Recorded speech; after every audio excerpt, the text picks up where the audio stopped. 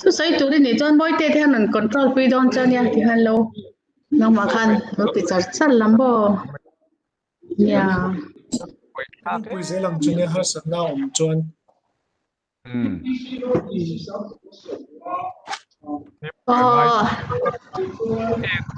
Yeah. Valedictory don't ha. Oh, valedictory khan ya. President hi lo lut le don ni lo ni. Parang lut tang o thu te sai don ka. Ani ta so. Ma hi lo lut to mi. La lut lo tro. Ama lut ka ring lo deu ma'am. Achan chu technical session ka kan ne pot don ta 8 to 9 hi. Oh, very Technical good. session zo lam pangaran lu chau ka ring. Ole. Kan program hi kan ni nang oh. So in moi te tu ngai nang mami yang kharda tro i ngai ni facilitator. Kan ka don sa nin chu o.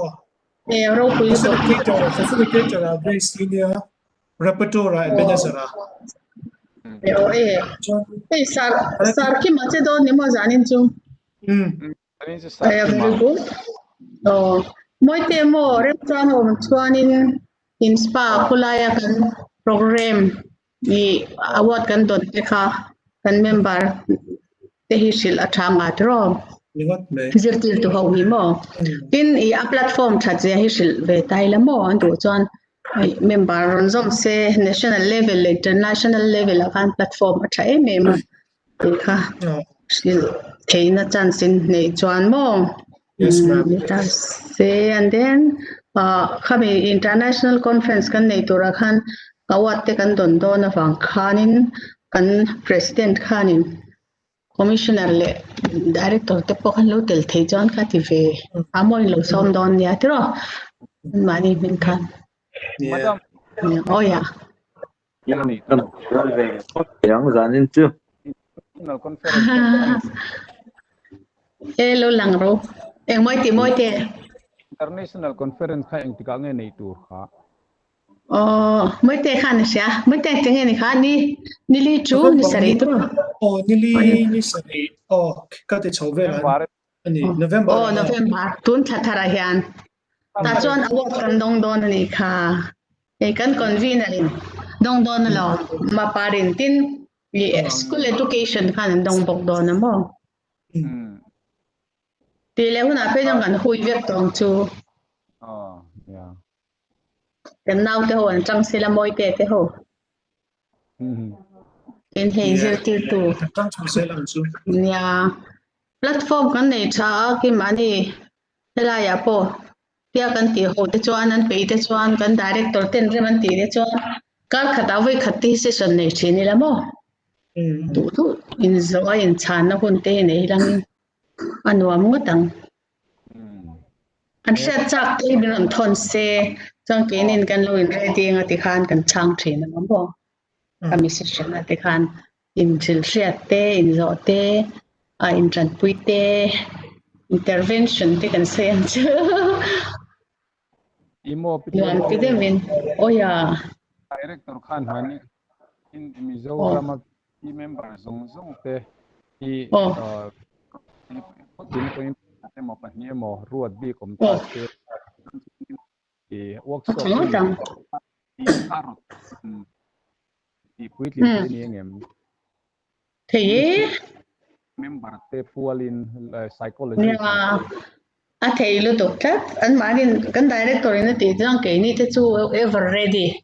anh sẽ đồ giống thì mình sẽ xem mo cho nên chẳng em ngay tất nhiên cái này bọn mình lo in bớt sein anh sẽ cái tu rằng ha anh lo thì không về ngắm mo anh lo bớt sein sa về ngắm chung thì chú này cái lo sei chú moi thì anh bị phốt thì chú anh cả khát vui khát thêm mi weekend mình na năng rằng thì anh thì chỉ này là tiêu cái này mang dar kar khat ke ni ta dar kar ni thu sei te chu du thu sam lo thiro dar kar chat be kan sei thang lo topic han sei full hi kan du thu sam lo kan sia tang ang te kan serve ngamo kan lu ta ni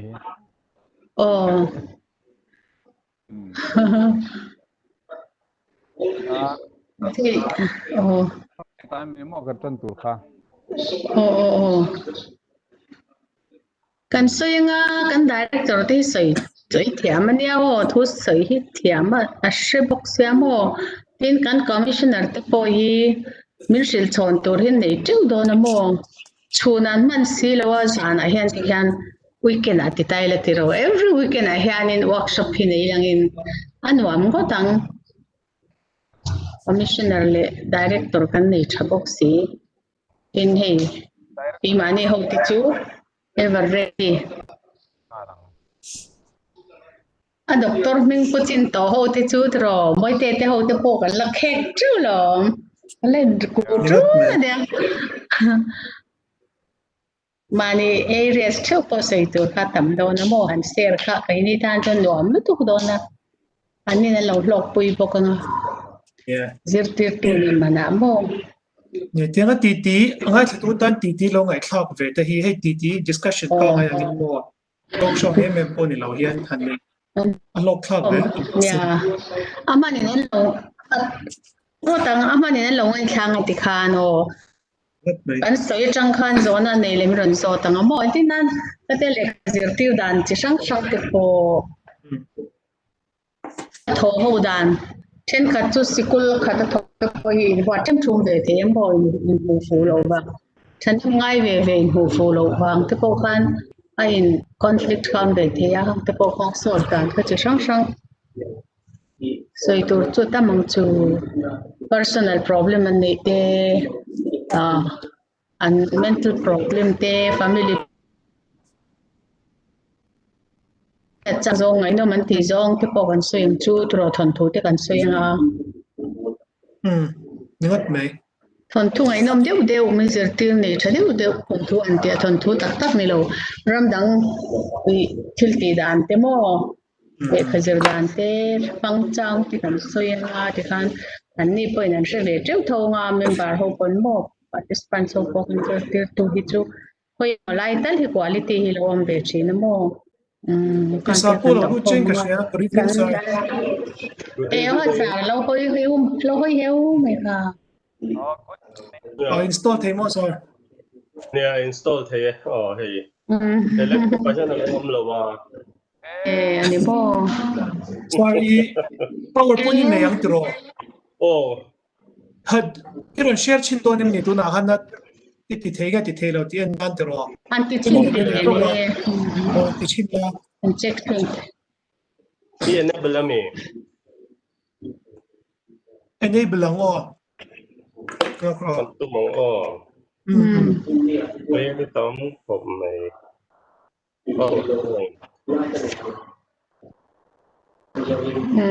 về lỗ lằng đô nè lỗ lằng ấy căn muối chả được cái sao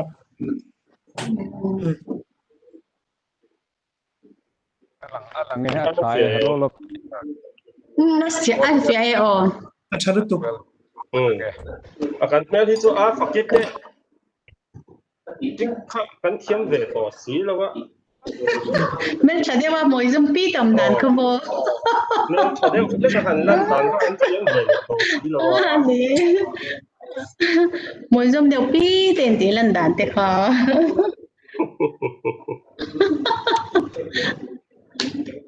apa kila luto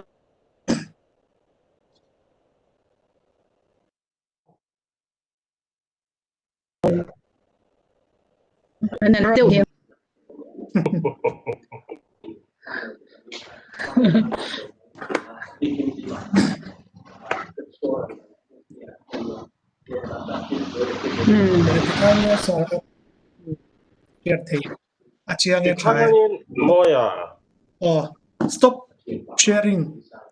stop sharing he about the to ne achu tele to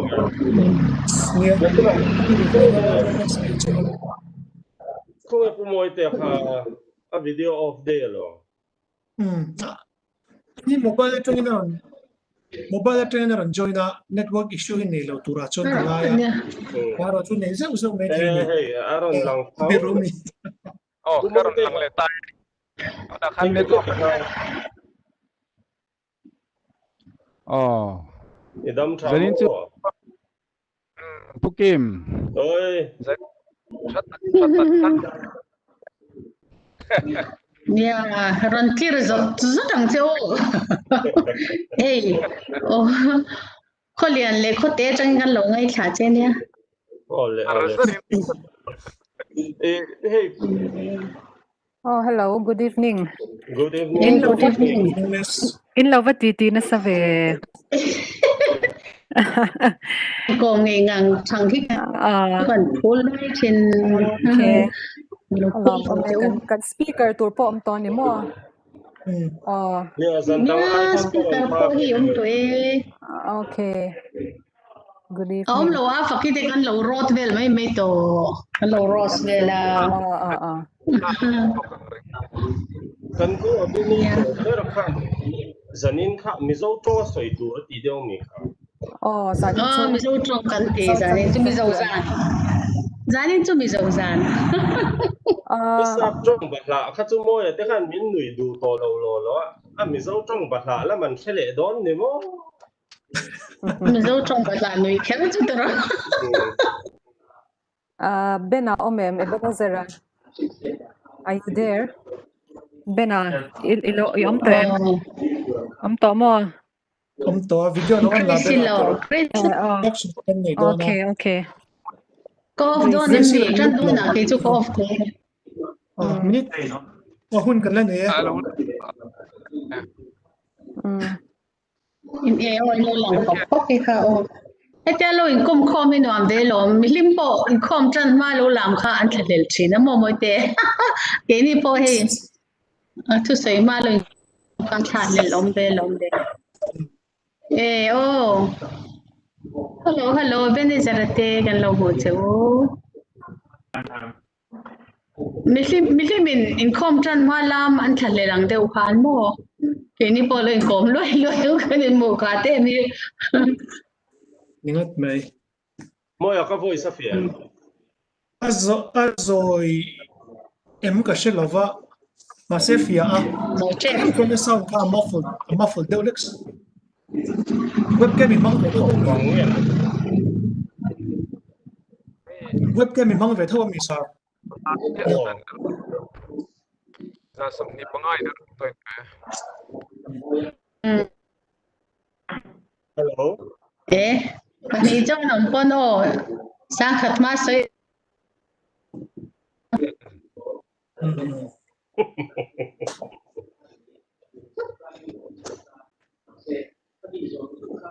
Anh tầm tổ, anh tầm rồi. Không thể nói mà là thì duy liền ngang nữa.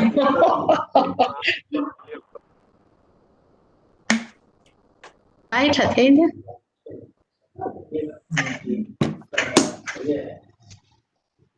Ne tur tamzo ki kan loot progress kan la ngak te bang hi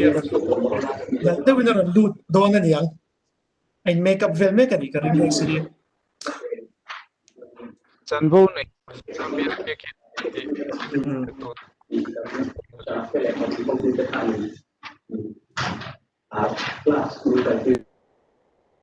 news hak en lava pu moi te news ha han chwa ta ngei mo ken ban tami lava en program na salut ko na salut ka pe at ta satchu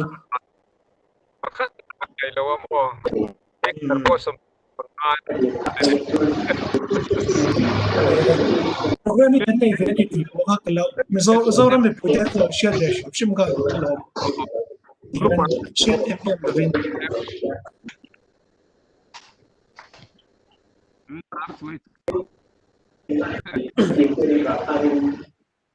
zanini kan internet connection ni thapa ma chumo vo hi dur dawa voin lamte po ro su ni lenga kan internet connection ni an te po participants ho aizola maro su ni len thaka amai ro chu cable fiber internet connection lam pang hi chu at thani leng thova problem ni la vo amai ro chu data emo i satellite ma ro lu chu ko te ti ko ai ada na ke chu ni ga shia a mi strong soi don chen zanin chu sap trong hi kan mang thang se Mizo trong han dat don hen a har saro pui me se ka thiam lo yang hen pu moi te hi ka ruai me don mo ni ka ti deu mo Translator right mang le lak le don mi ya. nia Hello. Hey, Grace pa lo lu te lo man na lut tuk. Tinal top. Kan kan lu hare em. Ring ring ni. Lek pi ka kan t-shirt ni lo tro ti son. T-shirt mi ala. Ore Lek reo. pi kal me lu. Kia thao lo a chante me yo. 24 divided by 2 leng ku ya yom ti kan se lo re Nya. La te khua ti shiat me alo. Shirt lo re. Tao lại lo chani. As bel.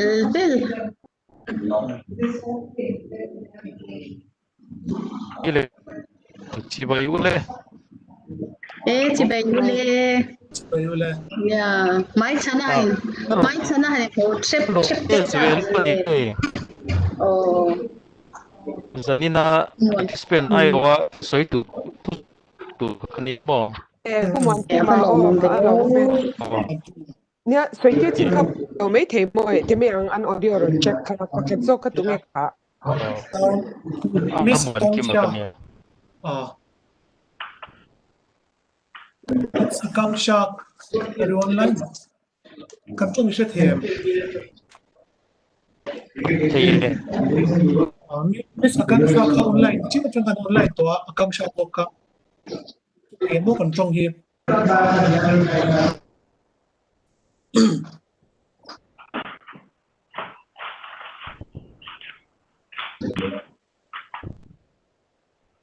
All right. Do you want to check your audio? Do you want to try speaking and checking your audio if it's working, Miss Akansha?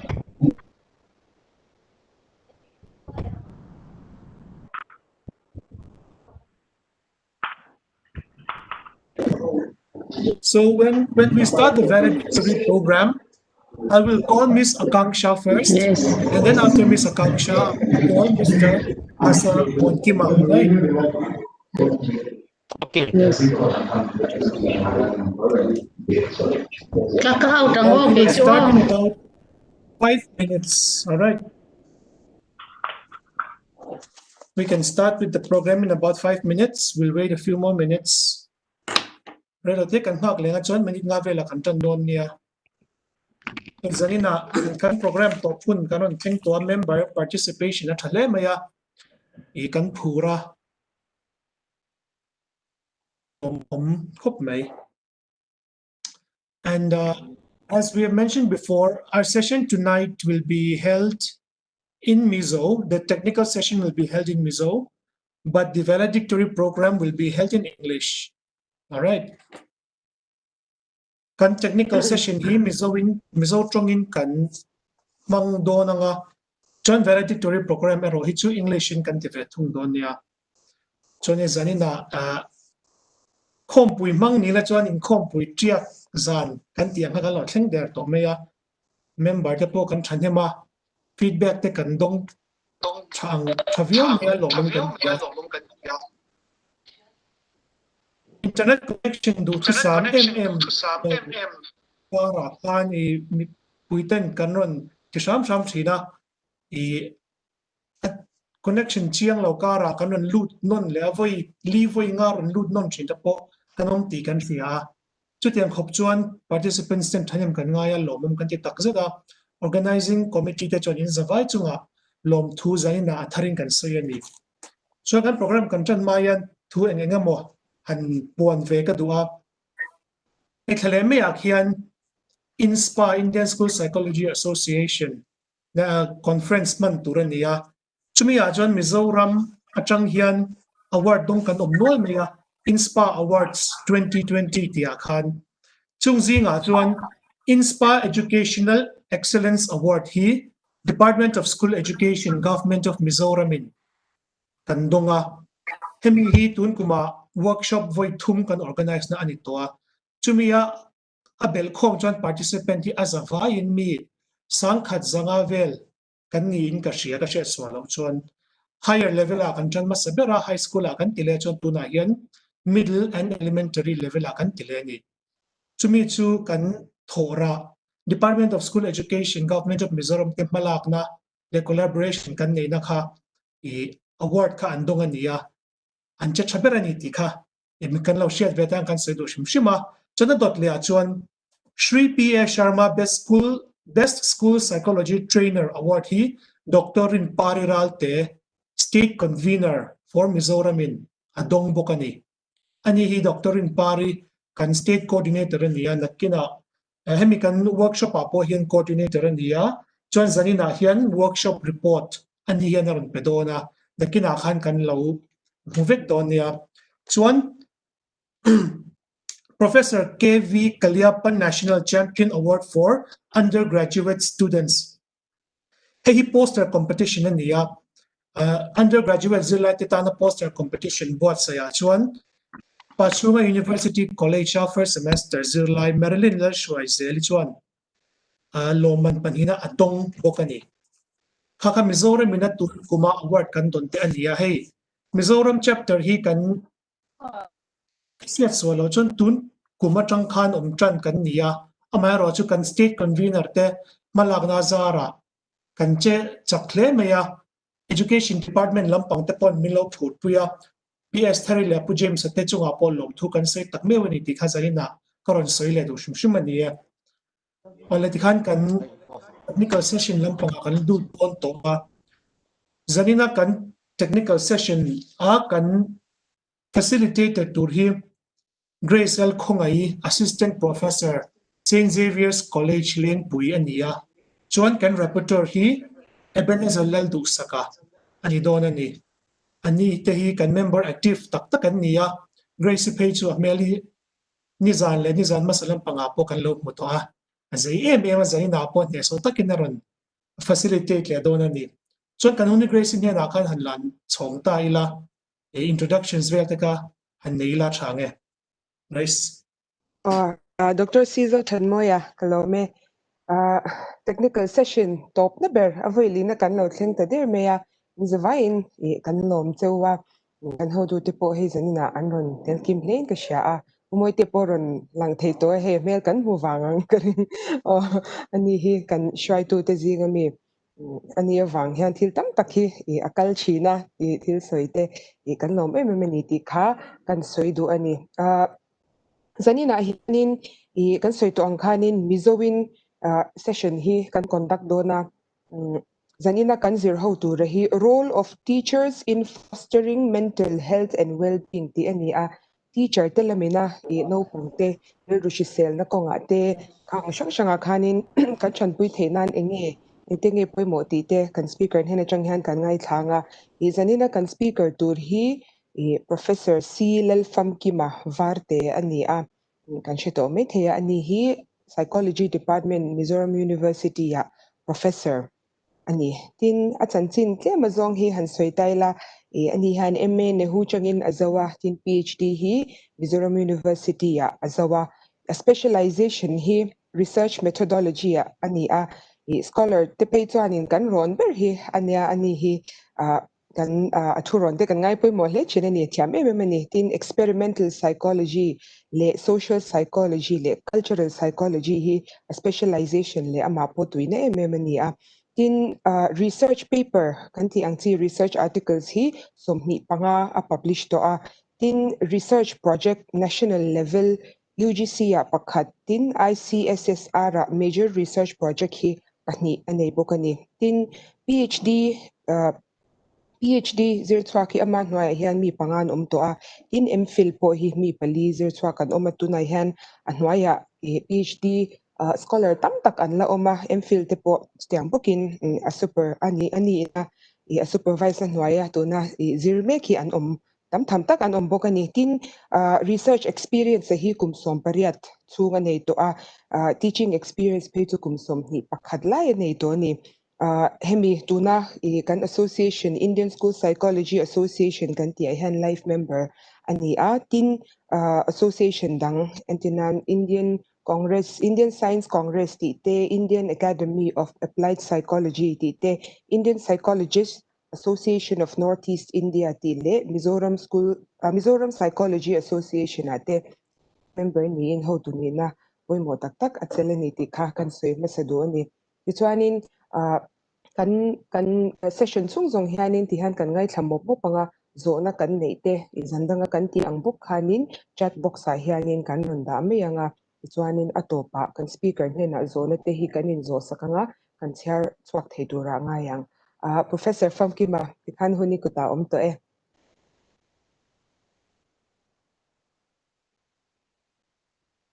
slide thi karon share hal me nga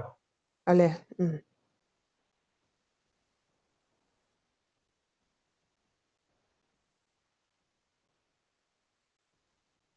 kan mu them o a slide hi afya sir chanin kan topic tur kha a hu pur om ka ti khop me a ma sain a tir lama tang khan a session tira khan school psychology chung chang kha professor zo kai tlong i khanin min ron thil fia to a ti chuan a hnuwa khan a zan le khan memory skills rang kha Professor Vijay Kumar khan min zir tir to boka chuan ni zan khan learning disabilities chung chang te kha kan ngai thla a zanina kan soi tum tam tak hi an ron soi to ni ti kha kan soi katonga fe mo ya Yes, sir, fielo tuk. ole kolome ti chuan zanina kan thupu ya chuan zirtir tu te hian engtin nge ni kan no pang te ril ru hrisel na le an nun khua an ma khua thazok pe thei turin ma kan la pang ti kha kan soi tura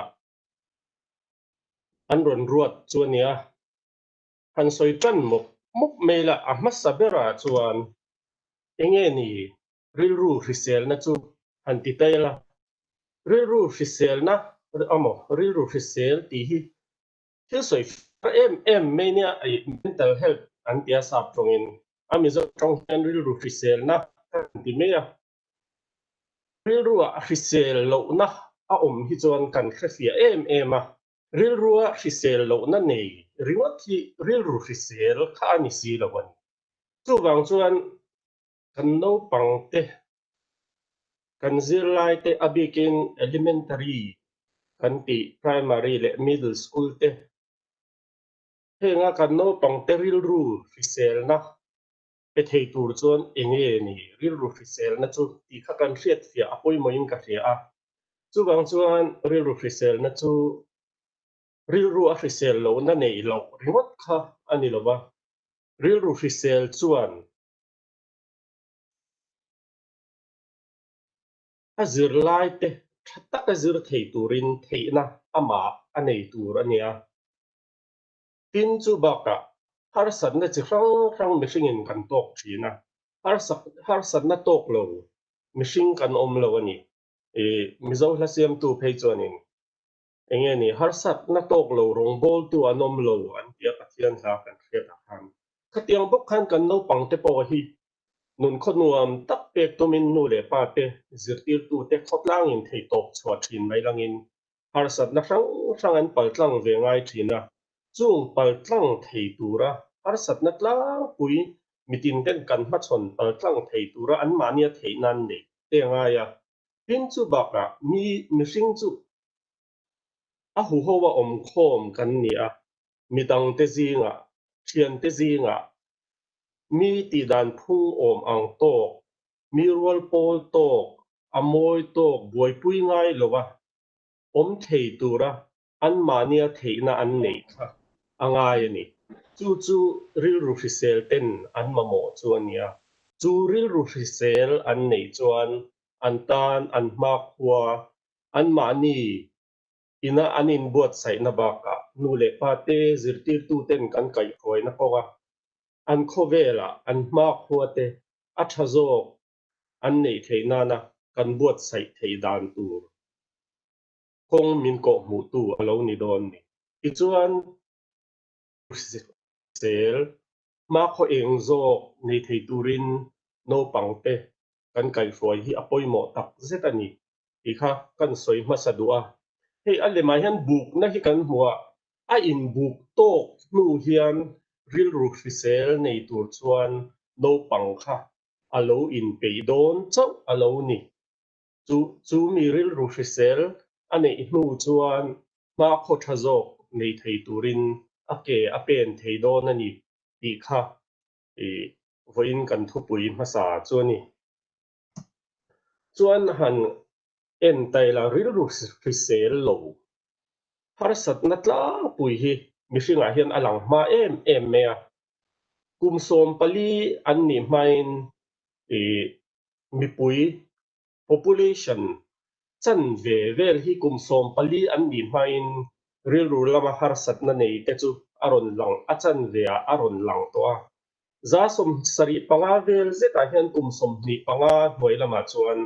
ril ru lama har sat na te hi aron lang to ni ti chuan ril ru lama har sat na te le mani hma khua po ani tur anga ma chon thei lo khopa kan har sat na te chu atlang puin le kha kan zir hun lain entinan university a then kan thoka a then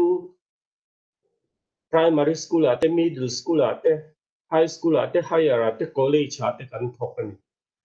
zirna kan han zir hian kum som ni panga ni kan ni vel thleng chu le kha kan zir tlang puini a be radio phei chuan som thum pel on kan zira le kha kan zir hun chung hian ril ru le kan hma khua te atana har sat na thlen thei tu symptoms rang a then khat phei chu ni zan le zan hma salama te kan soi to ang chi ho kha aron lang thina ni chuwang chuan zirna ina khan zirtir tu te mei baka nu le pa te zirna in en kol tu kan sarkar department huai tu te khang zong khanin kan hriat pon mo em mei chu le kha kan zir hun chung hian atlang puin ri ru lama har sat na te mani hma khua thazok ma chon nei thei tura in buat sai na konga har sat na te alo lang thina ni ti kha kan hriat apoi mo ni ti chuan engwangin nge ni ril ru fisel le ma kho eng zok nei thei tur hian kan no pang te hi kan buat sai atul na ti kha adot le chuan kan soi le dua ama sadara chuanin le kha that tak zir thei tur chuan an mani a khan an zirna ta na poimo an ma mo chi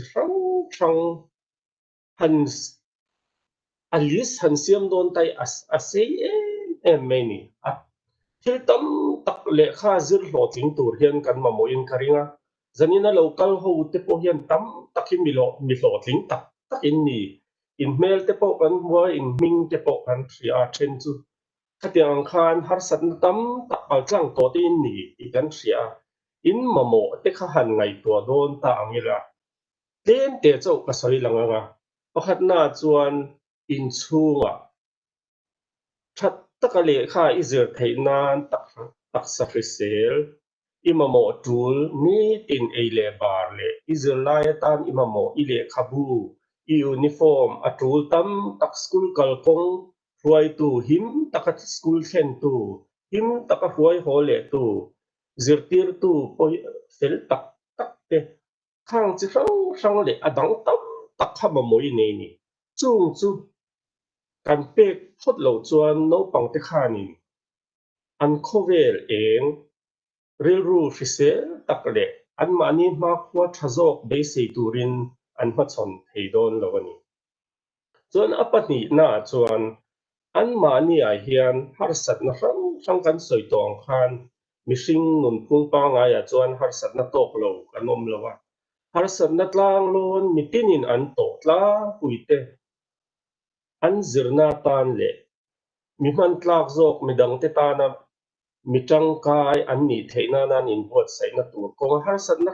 rang te ma chon thei tur hian kan zir lai te hi kan buat sai angai ani chumi buat sai chu kan pi mak mo ni i kha kan soi le do ni chuan a pathum na chuanin no pang tam tak te hian har sat nan nei thina enge niang zan masa lia kan zir tawng khan memory lama memory skills ten mamoa har sat nan nei thia lekha an zir na konga kong in an pian phunga wangin har sat na kan zir tawng khan dyslexia te dysgraphia te dyscalculia te le har sat na dang tam tak specific learning disorders kan ti ho te kan zir tawng kha a thei thina khang ba ka khan tunlai kan zirna inatana har satna lian pakhat mei chu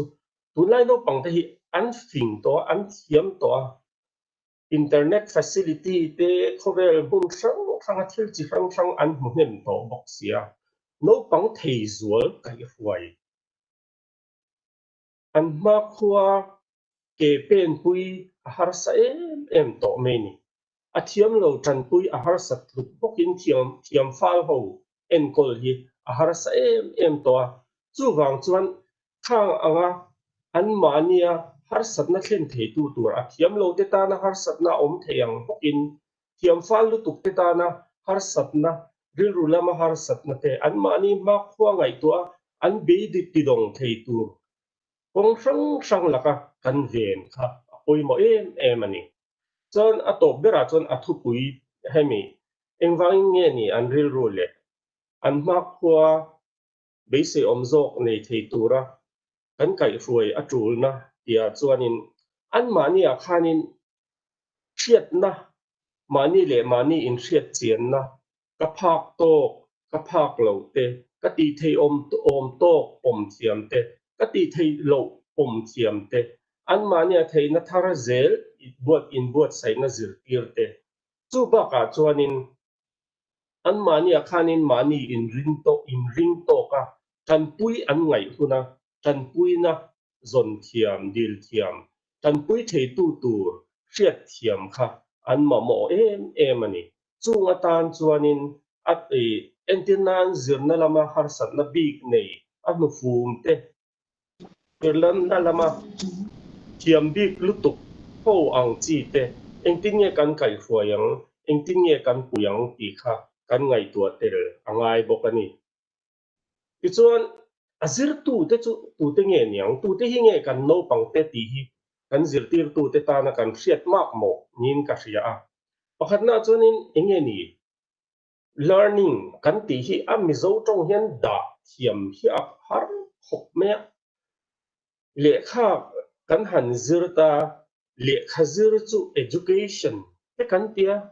ikhan kong sang a mizo tong hian han da don hian a har em me chu wang chuanin lekha zir tu te hi tu te ngen ni tin ai a mizo tong a han da te chiam tum lo khan kan soi tlang hal top menga lekha zir tu te hian kan no pangte kan zir lai te entinan tuna longai thatu tam tak te chu in zir lai te chu kum no pang zok deuh kum som pathum hnuai lam te nianga tam a then khat chu kan zir lai te chu kum som ni paruk te kum som thum te pon omani tikhanin khen kan zir lai te hianin hei hi keima kani chu tiang ang mi chu nu ni ka dua engtin nge ka tiang heti hian kani tum ka zira ka hlo tlin thei dan tur chu heti hian ka kal dan kong tur chu ani heng te hi ka ti tur chu ani helai hi ka thleng to heta tong hian engtin nge ke ka pen liang tin an mani le an mani kha anin ena an thian ten ena an zir tu ten ena an nu le pa te le an mani kai khoi tu midang am te enin an mani nen chu selin ken pen thina ni ti chuanin heng zir lai te hianin thang lian thei tur hianin kong sang panga psychology dan mangin kan han thliar han te hi an kal tlang thina ni a masa bera chuanin fin na le hriat thiam na intellectual development kan ti mai hi an kal tlang thina ni tuna entirnan kan ngai tuana chuan thil lo om sa chi sang te entirnan thil sakhat solid kan ti te thil tuiril liquid kan ti le boruak gas chungchang te kan soi ang bok hian thil omsa tam tak mihringin ataka kan hmu thei benga kan hriat thei te an ngai tua thina chu ngai tua na pialama tang chuan suang tua na tangin suang tua na le chawnga a thuk zoka an kal ma son turin an kal thina ni chuanin an mania hian thil chik zoka ngai tua eina a in tu chana ma silangin an la man mo thei lo ema thil chik zoka ngai tua tur hianin re tak an pe lowa hun toy te atan chau an ti pe thina ni ti chuan adot le a chuanin plotlin na thazo nei thei tur hianin an mania chona awangin ke an pen theya thenin a then chu midang zinga an telvein ke an pen theya then khatero chu chona le mi zinga kan da po kai har kai tho har tak kai huai har tak chi rang kha an om thina ni chuan atlang puin heng zirlai te hianin I atak taka ti ve thei taksa ataka kan kut le ban te ma kan ti thei ang chi hi thu soi ngai thak te emo benga hriat le mita blackboard kan hmu tir ang te ai chuanin atak taka an kut le ke ngei thwa han zir te hi nuam an ti zoka chu ang chu kan zir lai classroom a khan kan tel tam poimo em ani chuan an thian te nena a hu hoa han soi khom te classroom a ho teacher te za zo lova thian te nena kan zir lai tho han soi ve te po an chak thina khatiang ang hun kha kan pek ve a poimo em bokani chuan mani in en le mani in thir reng chunga mani dar thlanga in thira in zir hi an zir tan to an zir lai te an zir khanin he ka zir lai a hian khi ke ma hi khoya hian nge ka om ve ti kha anin en thin bok ani ti chuan apoi mo em me pakhat chu an zir lai chi thong ten han zir ta history an zir aniang mathematics an zir aniang science an zir aniang heng ka zir lai te hi nakina ka thong lian zelanga tuna kanuna le nakina ka lo puitlin huna a khoi lai ate hian nge heng ka zir lai te hi apoi mo khoi lai a chuan nge heng ka zir lai te hi ka man tang ka yang ti kha an ngai poi mo em thina chu zirtir tu te nu le zirtir tu te hian I skula hian kan hril vek seng lawa chu tiang bok chuan nu le pa te point thri to chua an lo tran pui angaya nu le pa le zirtir tu te ba ka an chiar tur an hmu tur kong sang atangin le khabu te tv te internet mountain khang an mamo chi sang an zir lai mi kha khoyang nge ka man tang ka yang eng tin nge ka man tang ka yang eng huna nge ka manang ti te anin zir chua angaya chu heng school an kal hian an ron zir tran chho me ani chuanin chu ba ka chuanin an mania hianin an ril ruput mang chi sang fiam thu du na te thu tak du na te an mania khanin hun sang a aron dang lam thina chu tiang anga chuan an mani kha an han in zir tan ania thu tak huna han thu tak hlei thei lo te mi fiam thu lai lo thu tak run te khatiang ang hun kha an mang tlang mek ani chu wang chuan in zirtir tu te khanin kan hriat thiama akum no pang bi ka te phei chuan hetiang ang thu tak huna lo fiam thu tla te fiam thu huna a lo thu tak le tlat si te mi fiam thu la thu tak tlat te khatiang ang kha an om thina ni chuan adot le a chuanin mi zinga engtin nge an om mi zinga om tur hian engtin nge an in zir chho ti kha han en le tang ilang midang te abikin zirtir tua ngai san bik te thiam ti bik te an nei thina tin thenom kho venga te nu le pa te chung le khat laina a te po en ton bik an nei thina ni chu ang ho en ton chuan an ni tin nun an hmanga an thil chi sang an zir ve thina ni mi ti dan hmang an tong dan te an zeizia chi sang kha an entona an tive a chu tiang ang bok chuan mani nu le pa tam tak kan omin karenga fa te po kan nenga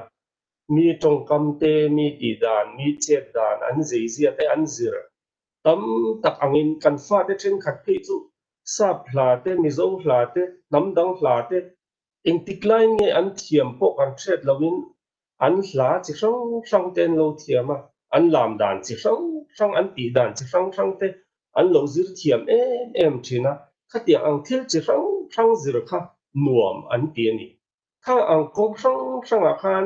an zir lai chi sang te a tel ve ni ti kha kan zir tir thei oi mo em bok ani ti chuan nam dang sa kho dang ko khan dang enge niang vun rong in ang lo te seilen dan nun khua in ang lo sang kha chiar han an ron zir tana an thian te kha an mani ang an nam an tha ang an sa khua ang ni turin an be sea chu tiang ho bula om chu nuam an ti thina an mani ang ni lo te kha dang lam bikin mi sang enin an en na sa em thina ni chung anga chuanin kan kai hruai an poimo em bokani chu ba ka chuan kan nau pangte abikin kan zir lai te hi i an pian phunga danglam mi pat ngei chiat na kan taksa lo lang chi sang danglam mi pa le mei chia danglam te mi pa le mei chia pathian in min siam chan sang nu panun hol chi sang te an ngai poi mo em a chiat chian an dua an mani in an thei to in an dapa an zir thina ni chung ko nga chuan in kai hruai an poi mo em a tam tak thei chu ani lo lam zong in kong sang in an peng in an kal thina chu wang chuan om zenein zirtir dan thazok uluk zok felfai zok nen kan in buat saya kan no pangte kan zirtir angai ni tin chu baka an khovel an ma chonin an mani a khanin a voi khatna an thil ton voi khatna an hriat voi khatna an mu voi khatna chi sang kha atam ema then khat thei lutuk an muin an be donga achangin an hlawa achangin ti ve an chaka chu mi ti dan chi sang te mi thei zok mu mi a thei zok le hlotling zok te ot te mani in sit te lau thong te khowela hian kha hlo cham menga ti in an mani len mani ni nena midang te an thlir thina ni tin chu ba ka chuan kan hriat theuang in lume dan thar pon an ngai tu dan ati dang lama kor design dang lamin an ngai tu dan ati dang lama mi ti dan phung chi sang an lama ema a thalam ai mai na thalo lam an lak ma zia chu kan hriat theu ome khang anga khanin mi ti dan an entona mi ti dan ang an chin ve khanin a thalam ching thei turin an mani kan buat sai hi a poimo em ani tin midang zinga midang nen an inkar kong midang te nen an thian te mai ni lovin nu le pa te zirtir tu te midang te nen an inkar kha a in thak reng mea an mani kha mani in ka thevia mani in ka titurani ti mania ti thenge ni tumin kepen an tuma harsa an tisia chu tiang ko nga chuan kai hruai kong ko mu an mamo ani adot le chuan an taksa than len dan chi sang aron langa atlang puya chuanin i achangin an zazek zeka changin an chaw ema heng ang hi an mania khanin thanglai an nimiawa in zirmek an nimiawa an taksa an rilru in siam remmek an nimiawa an mania khanin hormone kan ti alo in thak danglam thina chuwang chuan an taksa omdan an phur hunte an phur lo hunte an zuai hunte alo danglam thina ni hun tam zo ka chuan thisen lum an ni a an taksa khanin chet vela thil chi rong ti khama mo thin ani tin chu ba ka chuanin kan zirlai te hi an taksa pian thunga no dang lama entir nan hmeichhia hmute te lo uma tin then khata chuanin hmeichhe hmute mi panol pang tam tak thei chuanin han khoi ve eng tin ya omang le ti hriat cha hmeichhe hoin an han soe ke chu a a ru an tia mi patam tak kha chuan kha tiang va khoi chak te han tau pal sak ram chak te a ru siana an ti don te reng nen khanin kha tiang anga an mani adang lamna ron thleng entirnan mi patan po hmeichhe tan po an mani adang lamna lo thleng kha mak an tia midang engting nge an omang tin an ngai vena chu tiang bok chon midang a dang lamna alo thlenga khatia ang kha va hriat ve an chaka an manin an la ton lo phei chon engting nge ka ton huna engting nge ka ron omang thi ka nei tan hian engting nge ka om engting nge midang te hian thian nei chanin engting nge an om ti te entinan mi pa then khat phei chu til por o ten ron nea a chang phei chon adang lama anui za thla ka fiam thus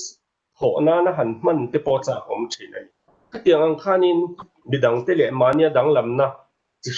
sang kha mu nom an tia hriat nuam an tia hriat chian an chak thin ani chu tiang bok chuan an taksa alo dang lama an pian phung alo dang lama an taksa lo thang lian zel thina nima selin heti lai hian an taksa alo thang na sa ema an ril ru alo thanga alo thang na sa a begin psychology in kan zirna phechon an thuak te a thang na sa emani heti u lai hian thisel lo na kong sang a begin an taksa te po alo om thei thina an nun zia alo dang lam sia an thil e hun bi te lo dang lama an muddan hun bi te alo dang lama chuanin thil sang ma chona enge niang thil thar han ti ve chak na te han hriat chak na te an nea khang awang te khan an mania khanin har sat na alo thleng thina zirlai tam tak thalai tam tak thei chu accident amo in ti pal te an tok thina ni tin chu ba ka chon an pian thung alo dang lama then khat thei chu an han thang du khopa an thang du lu tu ka an kal go me ti ngai na om lo khop mak deuh nui za thlak deuh ten an pe na en tin an ke mani fa te nge po rin ain an thang chaka an taksa in phut man le si lowa an lo nui za thlak deuh thina he mi zinga nui za thlak deuh nui za thlak ka ti em mei pakhat chu an ha mai ron thang hi ania ha mai thar ha lam a ron tla ha mai thar an han nea ha mai te chu alo thang le to silo a puiting tu size khana ron om ta nia an hmu nom em mei thina khatiang anga te khan an mani khan a se om an ti thina entinan kan fa te nge point ka ha mai chu a valian tak em an tia a puiting tu size ani kha ti ten kan in nem thilani khatiang ang kong sang kha an ma chon ani ti kha kan hriat a poi mo ni chuan adot lia chuanin an thin lunga an vei an thin lung khoi tu an vei zong chi sang kha aron in thak thut mai thina a changin an thin rima a changin an lung oi lowa an lung oi le thuta an lom na ho ema han be la fel tak tha takin min changa an nu loka lung oi lo thin rim in min chang le khatiang ang khanin an ru mang sup khek kha ain thak zum song mai thina ni chuwang an taksa alo thanga an thisen alo luma an taksa a enge niang no sen thau kho kan tiang me hian thalai ti sa chu lo zathina khang kha chok an mamo thina ni chuwang chuanin an thapur zual ti re te kha lo ngai thina school sang tun lai phei chon atot a classroom te me azirlai tam te kan han no kho mania zik mar hun ten mamo khatiang ang khanin an taksa an thazalu tu han chore ve deuh te khan mamo thina ni chuan puitling nia in hriat na hi an ron nei ve tan dewa a tak la ni lo ma selangin an mani chu atak takin la puitling lo ma se puitling din huna an mani hun tam takan in da ve thina chu wang chuanin puitling ang zia nei khan tum ve thina khatiang anga puitling anga lan khan tuma puitling anga thil ti an tum thina chu tiang ang pom sak chuan be se em thina ni chuan an mani soi sel sit hi an ngai ho ema chu wang chuanin du thu sa ma chuan an mani tan pui zong soi sel lowa a tha zong kong ko mu zonga kan kai suai a poi mo tak zetani an mani than dan le an pui tling dan te hi ma an son dan te an ngai poi mo ve ema shil shiat an ma mo a tha zong phei chu voi tam tak sila lom pui ten ma mo chu tiang bokin a tha lo om khang nga te po eng tin nge kan pui thiang tia en kol an ma mo em bokani ti chuan thil mak dang lam deuh mai pakhat chu kan no pangte kan zir lai te hianin har satna an han to hian an mani har satna bik mi hring dang ten an hre thiam ve lo mi dang ten an hre thiam ve lo tia rin tlat la hian neya Kowe machine tam takhian khatiang an to kha an kaltlang to thina khatiang khan to ve to thina ni ti hi an hre thiam du lo thina ni chu tiang bok chuan an ril ru chung rilan ke rang te kha an mani tanian special big ni na hre thina an thil ton an mitle an bengena hriat te an chiar fu then khathi chu azia ka om ngei po ni se midang hian an la hre thiam ve lo emo an han chiara an hriat thiam dan ang khan mi hian hre thiam ve turin an ring lo thina ni khatiang ang te kha ania wang khan an pom da na kha kan hriat ta kan thlop thiama kan pom pui emo a thalo zong an pom ani phei chuan kan kai hruai poimo em thina ni tin chu ti lain mu sit te nui zat te an mani le mani an han in thiam lo em me te le a cha ang phei chuanin classroom a han da han bik te han hmol ni te khatiang ang kha classroom mai ni loin hotlanga te chung kwa te hmol bik ni te hre om an ti em thina ni tin chu ti lain an thian ten an pom puya an thian te kha an taksa le ruang am be ba ka ril ru put manga te an thian te ngai dan an thian te ril ru te kha an hre cha ka khatiang ang put kha an du thina chu wang chuan an ngai an thian te ngai dan ang kha an thopol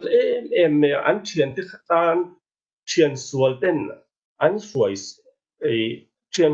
sual te khan ol sam takin an hruai sual thei thina ni chu wang chuanin midang ten eng tin nge an thian te khan eng tin ngen en ti le an ni khanin an thian te an va hmu dan kha an ngai poimo ema kha khanin an mani in an thian ten en dan le an thian ten an mani kha eng tiang ni an hmu ti a onga khang kong sang khang kai hruai an poimo em bokani chuan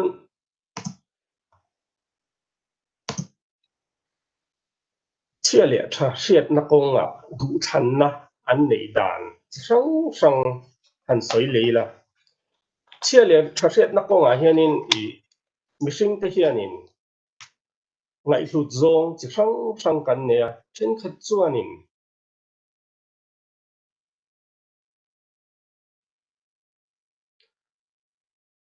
an ngai hlut zong sang kha alo in ang lo chung ko sang poi kan ngai hlut zong hian in ang lo em me ni en tir nan han soi ta angila chung ko then khat chuanin sum don na an ngai poi mo ema chung ko then khatin zirna an ngai poi mo ema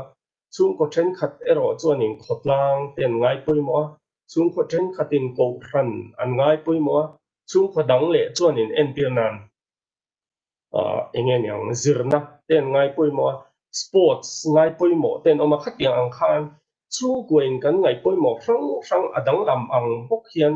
an nun kai foi tua chia le tha thiat na khia khan na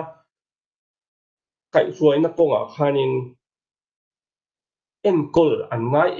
em ani enge tha enge su enge dik kan nam in kai fuai na te an ngai poi mo ve tan to kan sa khua in kai fuai na te an ngai poi mo ve tan to chu nga chuanin an mani kha an mani le an mani zo na an in zot ve thina ni midang zinga mi pui zinga mi tam zok zinga tel ve turin enge ka ngai futang enge ka ngai poi moang enge ka da poi mo enge ka da poi mo lawang engtin nge ka thiar felang enge dik lo ti hi engtin nge ka hriat thiang ti ngai poi mo in mi zinga om ve thei turin khosa turin chenga seilian thei turin an mani le an mani anin buka midang te an buk thina an chia le thriat na du than na an mang thina chu ti lai chuanin kan ni tin nun phung lo dang lam ma son na in aken tel kan ma son na chi sang lo thleng te hi an du khop lo em me a du thu sa ma phei chuan lo thleng wat se ti in an mani le an mani ba ka nu le pa te chung le khat te zirtir tu te an mel thiat tha te an zo ta in ti nge kan tiang tun aya chak zok hian eng ti nge ma kan son thiang kalkan thea omem ti hian zonga kalkan dan mol hian ngai tu thina a in dot te ma son tur kan ni hi an thei hil thina ni chuanin ni china kan soi tong khanin an ngai san zong bik en ton bik khan nei thina khang ho kha an en tona an ti dan an zira an mani anga lo tling an tum thina chu ti rual chuan an ngai san bik te kha thu soi kha an ngai poi mo em thina an ngai san bik te an en ton bik te an role model te kha an ring em thina thil dik lo ti ve thei lo hial turin an ngai thina ni tin chu ba ka chuan an nu le pa pe anin ngat na sa ema nu le pa te chu entinan abikin kan zirlai te chu nu le pa te hi sai tia ta hian an ngai ani an ti thin ani engkim I thaya hian an ngai an du pe thei tu an ngai chu tia ang chia chuan an zirtir tu te po hi an ngai sang em thina engkim I thaya hian an ngai thin ani chu ti lai chuan an mani le an mani hanin jat han ti la an mani le an mani hanin buki an thiam lo ema midang te olsam takin an buk ve thonga midang te hi an thiam lo zung zonga midang te an thiam zung zonga chu ti lai chuanin an thian te thupa an mani in tuar hial khop tur poin an thian te enge niang an kom ngei bik te chung chang thei hi chu an zep lata an thian te himna an sa himna hi an ngai poi mo em thin ani ti chuanin achang chuanin tlema harasa deuh te a hnu fum deuh te han hnui mei te an war rualin then khat ve thung ero chuanin khang ho tlema harasa deuh te kai hruaya tan pui midang te tan pui kha nuam an ti em a thei to an chhuat thina chu tiang ang chuan ran nung chunga hial te kan chevel kan environment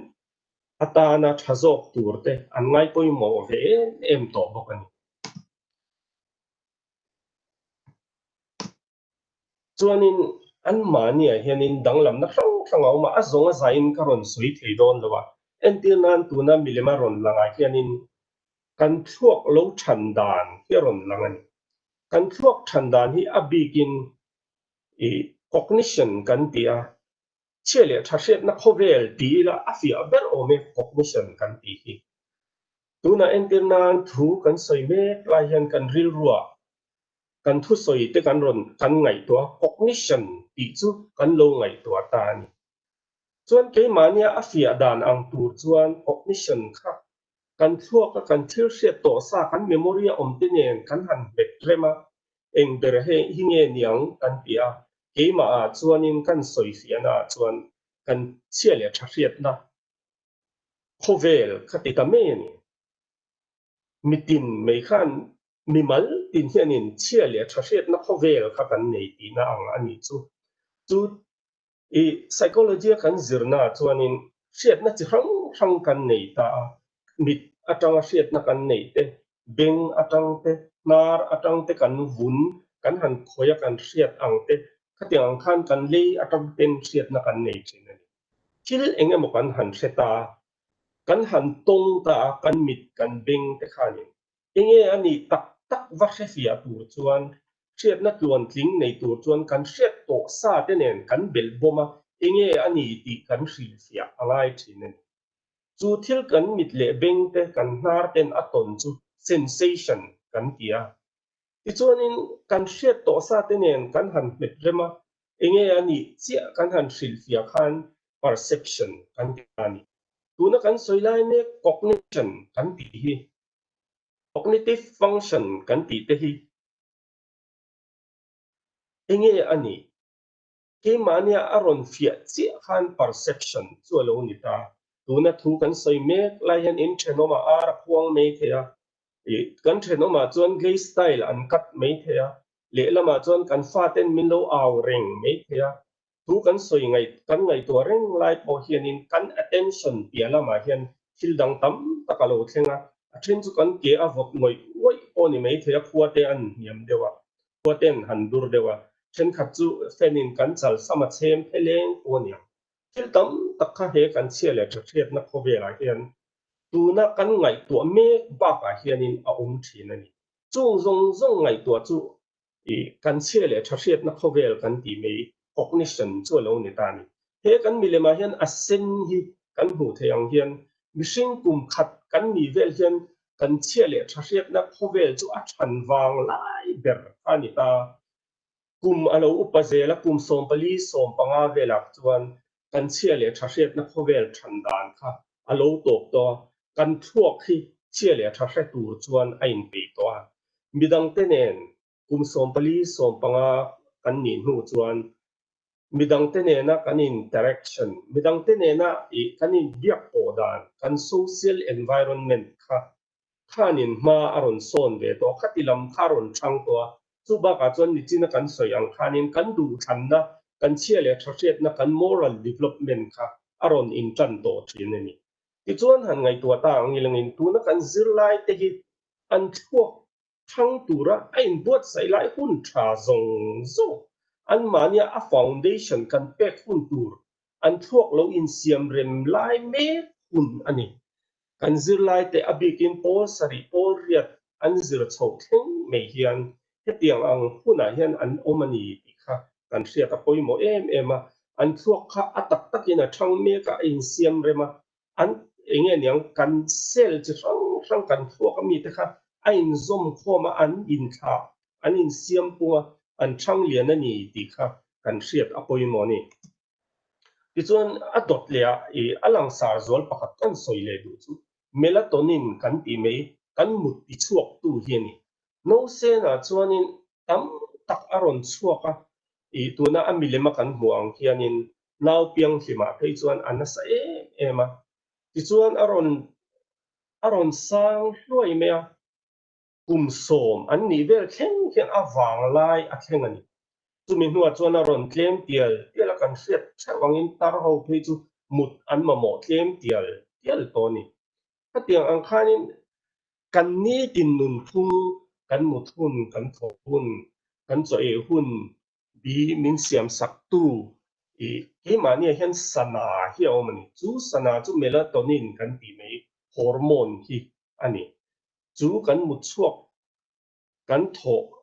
jing tho hun min pe tu hormone chuan na a thok thina heng kan zirlai te tuna alem kan huang hian a bikin kum som ni panga hnuai lama khanin dang kan ni tin nuna dang lamna aron siam thina ni tuna kan omna khovel India ram Asia heti lama hi chuan zandar som pakhat vel ya hianin awang lai aro kha hormone tam wang lai khami singa hian aron thleng puyani an tia chuwang chuan zandar som pakhat vela chuan that kan zirlai te hian an mamo em to ni a chan chu atu ka an zirlai te an exercise te an eitur te ani dan tur anga tui itaka eya than tla hlim taka phur taka exercise an laka cha tak me zirtir tu ten an zirtir te han hrethiam duak tur kha chuan that takamut an mamwa chu wang chuan an cycle hi kan ngai poimo pui angai ani ti kha kan hriat atu le ni chuan a dot lia chuanin a chan le wang neia thil ti hi an chak le to ni a chan le wang thatak neia thil ti tumin ma han la thin ma selangin an na thei tak tak lo an do thei na khanin ala tin lo ni chu wang chuanin an thin kha aron rim mei thina voile khata an thin rim phut phut mei thina chu wang chuanin thil engpo mei han ti se i thil ti kha enge ni han ti la an soi fia thei renga nima selangin engwangin nge i ti han ti la a chen le wang themang lo a ti hian ngai em thina chu chuanin zirlai an ni na no pang an ni na zirtir ngai kai hruai ngai an ni zia a en tir thina chuan a dot lia chuanin an ngai tuana suang tuana khovel atangin thil chi hrang hrang suang tuana atangin suang tuana an kal thin ti chuan an mani le an mani kha ong hrang hrangin an in en sia engtinge ni thil thar mi la ti ngai lo mi la hriat ngai lo engtinge ka ti thiang ti in an mani khanin an mit thla thina thei to pin an enge ni ang mi ti ngai lo ang kha hriat thiama ti ve thei an tum thin ani a chang phei chuanin ka ti thil chi hrang hrang hriat fia an du lu tuk na khanin a tak taka om ni si lo an suang tuana tanga suang tuana khowela thil chi hrang hrang ngai tuin kha wang khanin mi an hnial thina topin tai nei lovin mi hnial nuam ti em main in hniala thil engemaw hriat fia tumin mi an hnial thin ani chu wang chuanin an suang tuana tanga suang tuana khovel thlir hrang thiamin a tak khovel ne na thlir hran hi som panga an ni vel hian an ron thiam tan thin ani nima selangin a chang phei chuanin kha suang tuana tang khan ki kha suang tuana khowela khan chengin suang tuana chau khan a tak takamo ti in an let le o thina suang tuana tanga suang tuana kha a lemani ti a tak takin a om lo ani ti kha an hrelo thin ani ti chuan midang zinga an chenga tuna a lema kan en tirang hian a zonga za hian kan ron soi ve seng don lowa a lema kan en tirang hian in midang te nen hian engtin nge kan in zom engtin nge ni i kan in kari a tha nge a thalo engtin nge in kar tha zo kan nei thenga engtin nge ka in kar tha hi a chiat thin ti te ngai tu a ve hi an tum thina chu konga chuan kan kai hruai hi a poimo em thin ani ti chuan an ni tin nun a khan midang te zinga an om awang khanin mi pahnih le pahnih en tirnan an mani le an thian te an mani le zirtir tu te tu emo big te an mani le pa emo an mani le an nu emo an mani le an maths teacher te ti khanin an inkar big bukin an ngai poimo em thina chumi a chuanin an ngai tuana poimo em pakhat chu mi pat mei chiat na an dang lam na te ron hriat fia engtinge ni mi pat mei chiat na hi a in zom khoma engtin sil fia engtinge hriat kan hriat fia theng ti thina chu wang chuanin an mani le an mani mei baka midang te en khanin engtinge ni mi pat mei chiat na hi a in zoma engtin nge alo oma engtin nge ni pathian hian alo duan te reng ti hriat fia tum hian an mani hian an lo experiment thin ani chuan kan po kan class te kan zirlaya te kan hu pawin karinga mipa an ni pon ngai dang hrang an mani a khan a om thea mipa om nem zok deuh te mipa om khau te chuti lain hmeichhia om khau tak te hmeichhe om nem zok te an mani a khan ngai dan chi hrang hrang an ron nei thina an mani a khan khonge an om ti ai ma a eng hingem zok le i khove ai eng hi me nge mo hlim om zok le ti ngai to na te khanin a kai huai thina ni chu wang chuanin mi pa nge kani mei chia ti hi mi pa kani wangin heti hian turani ti ngai to lem lo in mei chia ka piang ani ti ngai to lem lo hian ngai dan sang an nei thina chu ti lai chuanin mi pa po in i mi pa tho nge nyang mi pa chu pathian in a siam dan anga mi pa ko pui tur chu mei chia ni ti te an mani khanin ngai dan chi rang kha an ron nei ve thina ni china kan soi to ang khanin kan khotlang in min thuai dan te tun lai khovel in min thuai dan te kan sa khwa in min thuai dan te khang zong po ngai tu te chiam lem lo khanin an mani ngai tu duan dan khan anom mel te a hlim om mel te a tha ni om anga an hriat ang te khan an ngai dan an siam ve nei thin ani chuan a dot le a chuanin an thin lung in na a thaw dan an vei zong chi hrang kha a ron dang lam thina a changin kan soi tawng khan an thin rim thuta mihring hianin i emotion kan thin lungin na a thaw dan kan ngai tua kan vei zong chi hrang te kha an ron zir tan ani chu wang chuanin midang zingan om khanin midang zingan an om dan kha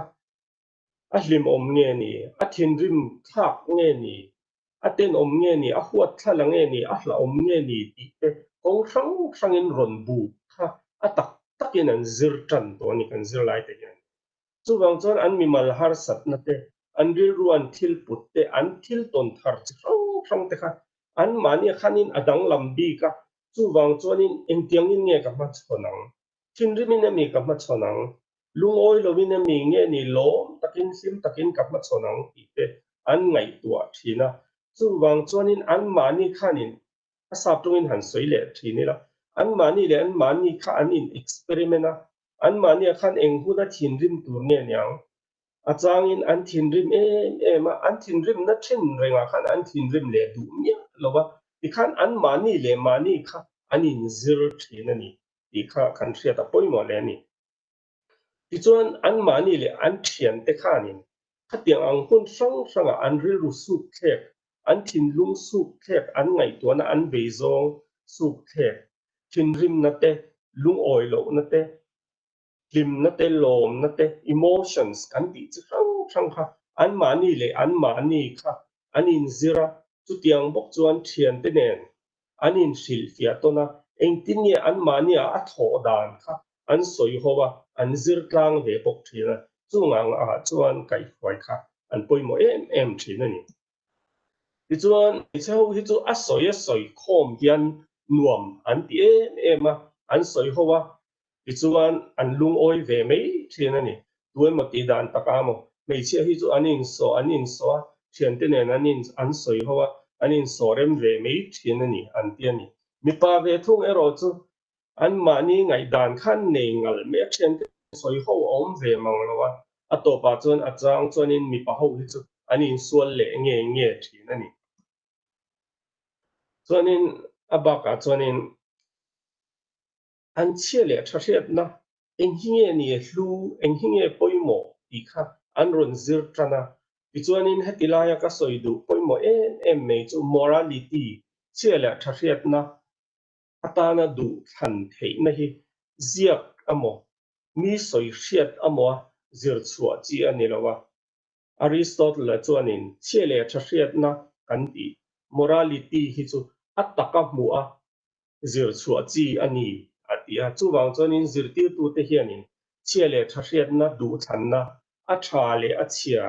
thiam na ngai su tur thiam na hi chu kan zir lai te a hian in tin nge ka tu o ti hi ke mani le ke mani po kan in en angaya chu tiang ang chuanin atakin che in kan lan tira poimo em ani ti chuan an kan no pangte zia atop tera chuan kan soidu chu an mani le an mani khatunge kani ti hi anin thira enin ena midang zinga en tin nge ka om ka thian te nen các thiền te là cả hiện anh tin nghe cả ông cắn dưa tiêu tu te nu lệ pa te cắn chen om te khó veng te hiện anh tin nghe min en ti kha an mani le an mani hi an in clear về renga tu nghe cái ni ti hi an zong ani ti kha kan sia to poi mo em ani ichuanin kan zirlai te hi tuna hierarchy of needs kan ti kan du zong kan mamo in kan khovel nun phung kan ma chonna min nor dana chuan a om bera chuan hemi a eng zon mangai na midang zinga cheng ve nia in shiat na thian chung te zinga midang te zinga ti zona hian an om bera hian a hriat ani ti chuan hetilaya hianin web link karonda I he web link ka hianin kum wa anin eng tingen om kum som anin eng tingen kum som pakhat anin eng tingen om ti chi rang tel fai thadeu mian thir na hi he link ka hian oma amamo atui chuan kan lo download don nia ti chuan eng tingen ni kan zirlai te hi a khai khom na kan thleng tonga anh tin nghe kan zirlai te hi a tha thei ang perin kan kai chuayanga ri ru fi sel an nei theanga ma ko eng thazok an nei theang ti kan kai chuai thei dan tura poimo saber nia lang chu an tak sa fi sel na hiani an zirlai an ngai tua an zirlai te that tak zir thei tur chuan an taksa a fi sel angaya chung chu an zirlai an lo thiam bok chuan taksa hrisel an nea an zirlai an lo thiam bok chuan zirtir tu te nu le pa te po an lo lung oya chuwang chuan ri ru hrisel ma kho eng zok an lo nei thina chuwang chuan an mani le an thian te taksa hrisel na te an him na school kalkong ho kong school mun danga chu tiang bokin mi zinga an thil ti na hrang te an mani le an thian te taksa me baka taksa hrisel na me baka an him na te midang te ril ru hrisel na te ngai poimo le in hriat thiam ton na kha an ziranga ya chu tiang ang tu chuan kong kan hon sak a poimo ni ti chuan adot le a chuanin khat ril ru hrisel le ma kho eng zok an nei the na an zir thei hrang a ma kan zandanga te pok an lo zir tong khan memory skills kan ti te entirnan learning disorder chi hrang te an nei chuan engtinge kan kai fuai theng engtinge khovel eng zo ka ma chon thei tura antana khovel thazok an ma chon thei na kan buat sai teng tin training hrang zirtir tu ten kan nei apoimo chu tia ang bok chon kan no pang te kan kai fuai apoimo em ani tin an mani le midang te zinga an dan chi hrang an zir thei ni china kan ron soi to te chi hrang kha an nei a poimo em bok ani ti chuan kan zirlai te tan hianin zirtir tu te mai ni lovin zirna in enkol tu te department abikin education department mai ni lovin kan sarkar te tin nu le paten ti thei tam takan ne chung zinga poimo te chu an soi lei langin an zirlai tur zir buat sai hiani an zirlai tur textbook atanga an zir chua tur hrang te heng buat sai konga hianin azir tu te tan ngai to in kan buat sai ania ni ma selangin a buat sai tu te hian nu le pa te hotlanga te engtinge atak takaman thei aniang ti te ngai tu chungin an zir tur te hi kan buat sai anga ya chu tiang bok chuan an zir tur te chu engtinge ni zir tur tu te hi an that takin an mamo dan angin kan zir tir chua theiang ti hi nu le pa te zir tir tu te zirna in a thok hrang te kan in ron khoma kan tan rual a poimo em ani ti chuan adot le a chuanin khatiang anga thok te kha in po takin tang rualin in za tonin kan poimo na in hriat in za sak tonin kan thei tok in hriat thiam sak tonin kan mo tlang ni ti in shein ta sarkar lama tang kan ho tu atang in zirna ina zirtir tu te zirna ina ka staff te le nu le pa po kan in ngai poimo ton a poimo mani chu nga tang kalau vai lak minute nga kan nei ole ka zo do ne chuan kan zir lai te tan khanin ma kho eng thazok nei thei turin kan tang rual thei don ni chu ta tan chuan in whole school approach hi karon soya ni china kan soi to tho ron khai apoi mo na sang sang te engtinge kan ti thiang ti kha ta hian aron om le chu ta chuan enge niang hun him school him kai fuai na tha boruak nuam an nei apoi mo chu tiang tur chuanin mitin kha nu le pa zirtir tu zirna ina thok le zirna in enkol tu department te po kan poi mo chu tiang ang chuan zirna in enkol tu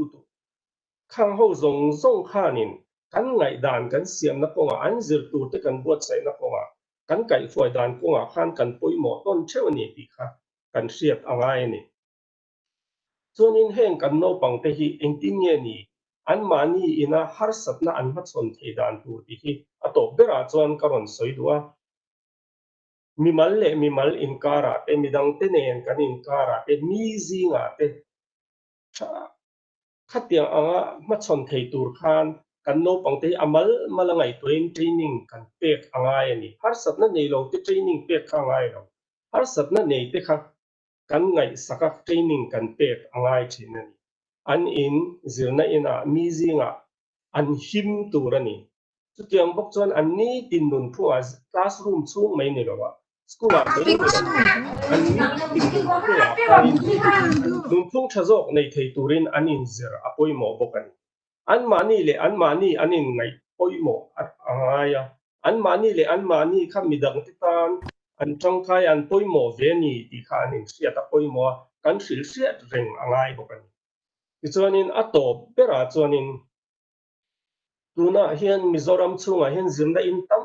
takan nea chung hoa chuan heng ang ranga an zir chua theinan hian kai huai tu api ka kai huai thei tu tur school a khanin counseling psychologist pakhat tal emo counseling psychologist lupui tu te mo hi school tin hianin kan mamo kan school zir lai te ngai thoin psychologist kan zir lai te kai huai thei tok tu hi mi enge mo za chu school tin hian kan mamo ni ti kha karon soi du ni kalome Professor si LALFAMKIMA VARTE kan lom takzet zona hi pathuma oma kan hansia zung anga he minute thum kan le neya dar ko ta dar ko rignan valedictory program in a zui me dona chu kan resource person khanin toy fel takin min chan sak thei turanga ila kan chia ranga heta primarial ramsia mi zona ania teenager an ni a mitam takin an to nun kho har na hi engtianga puina pek chi nge an ni le an lulul lai ani tho box si nen thu sei deuh fa aya practical tak le effective zo kong ni khatal mi shil thei chuan kalom ngotang ole nia tuna kan soi to ang khanin som pali som panga abikin teenage an ron tan tak hian an khwa te po hara mal ngoi ne in shet na an ne chuanga chuan an mani hianin tunge an ni ti hi an lai in hrechiang lawan enge kan ni ang tu hinge kan ya engtinge mi ten min shet ti ni chira kan ron soi to kha an zonga ni chu an kho har na chu ni chu ti mei khanin kha kho har na tui hal na tunge kan ni enge ka identity tu hinge kan ni ti kha an dap tran ani an khwa hi harani chung anga chuan tunge an ni ti kha kan hril fianga ya an thei to te an chen chin te kan hril fia chian anga yani an kho har na kha vat nem tum mai la kan dem thei chong lo mami chu chui thleng ta avan lo mo me he tiang hi in ta itum ang in thei do ne ti a kan kai fuai kha apoi mo ni ngai zong nei si lo khotlang lung lian nei nem tum ang vel ania a har sak phop me an ngai zong te wanga kho har an ni ka ring mia lowa ron zom non le ta po ni ula an ngai zong te wang kha ani ka ring lowa chu wang chon an kho har na mal ngoi ne nin siat na hi tunge kani ti zonga an mani le mani in siat fia thuma an wa vai na khovel ani wang ani a tunge an ni enge an ni to zirna ko nga te mi pa an niamo hei chi an niamo an pian thunga te an lan dana te an ni danang an pom thiam de thei dan turin an ni na dik tak kha kan hril fia apoi mo em ani ti ka kan sui ka chan na ni ro se kan lo me sir zona pahin hi puvalte anya kan char chok le zung zung nga kan sir na soilan zau tun lai no pangte fing bi kriawa tun ma no pangte fing lo bi kriaw ni om ta ka ngai thei tura aron soi zau kha engi om zia le kan no pan lai middle school kan line pistol ka po thei kan to a tun lai mi te hian an siam thiam ve angem le min hwal vel tu azir mai ni zok long mo man lai mi te kha an fing he si scientists scholars etc avan lo mo mem katia ang zo na kha i mizo tong ani ta ka chon kan be sei ngei tu ra ko ka nga ya alo mom ka ti tak ze dan ni e kan no pan lai to lai lir kan tuk ang kha kan kum anga khan an tuk veng em le ti anin zo tai langin e an tuk hi ka ring lo ani tun lai no pang te hian ni ma se langin khovel ram zau zo khi chu internet mangten an thlir nem to a ni tin nun phungin ama mo kung kai fuai na hi chuanin nakina mi hlotling eizon na te chung ko enkol na te mi hlotling ni thei tur hi chuan ke ni hun lai ai kha chuan chance an nei thani ni iron soi kha dik khop me a PhD student pakhat kan nei chuanin intelligence le creativity kan ti mani ir om chuaka thil kan pek chhuat thiam thei dan hi kan zira chuta chuanin man lai zirna atanga zir chuak te khachu mani ir om chuaka thil han ti khachu an thiam zokin an thei zoka khatiang tur ang khan kai huainan dong tha zoka ni ti kha kan zir kan PhD kan zir pakhata kan zir chua chuania chu tiang che chuan chu kan thesis a chuanin suggestion kan pek chu tun lai zirna in hianin intelligence kan ti mai kan chia le thasiat na tlang pui tlang lon ai ma hian mani ir om chuak atanga thil ngai tua chuwa ti thiam na hi zirna in hian in kan tua poimo ni ti kha kan zir chuwa ni ti kha ka chan na ni ro se kan lo me sir zona dang le hi scientist chen khatinan soichin the sixth sense anti me proprioception hi min soi zau sak the zokem sixth sense anti le proprioception kan ti hi an che chu ko ring lawa scientist te hianin sixth sense hi an soi che an ti po ka khe che lawa a enga po chu ni se han soi fia tum don tang i leng che le thasiat na panga ka mi singin kan nei nge ni thil chi phang phang kan tak sain a hriat thei dan hriat na a don son thei na pong panga kha a om ta kha a zonga engtenge ti kha soi vek ngai point ka ring lawa thang pa ka khanin enge mo hriat le thei na hi chu kan nei ni sixth sense kan ti hi chu mi hringa hian a om nge ni science dan mang hian zir don tai la kan zir thei lawang ni chino kan soi tong chia khanin abstract thinking kan ti mai ami zo tonga karon dana suang tua na atanga suang tua na han ngai tua vel kha ania khatiang khovela khan science manga zir tak theilo hian mihring hi engemoni chu chunglama hian ka chia le thahriat na pialama hian du thang tur hian min kai huai tu chu oma chu kan sixth sense chu ani thein ka ring ema point ma se science mangi chon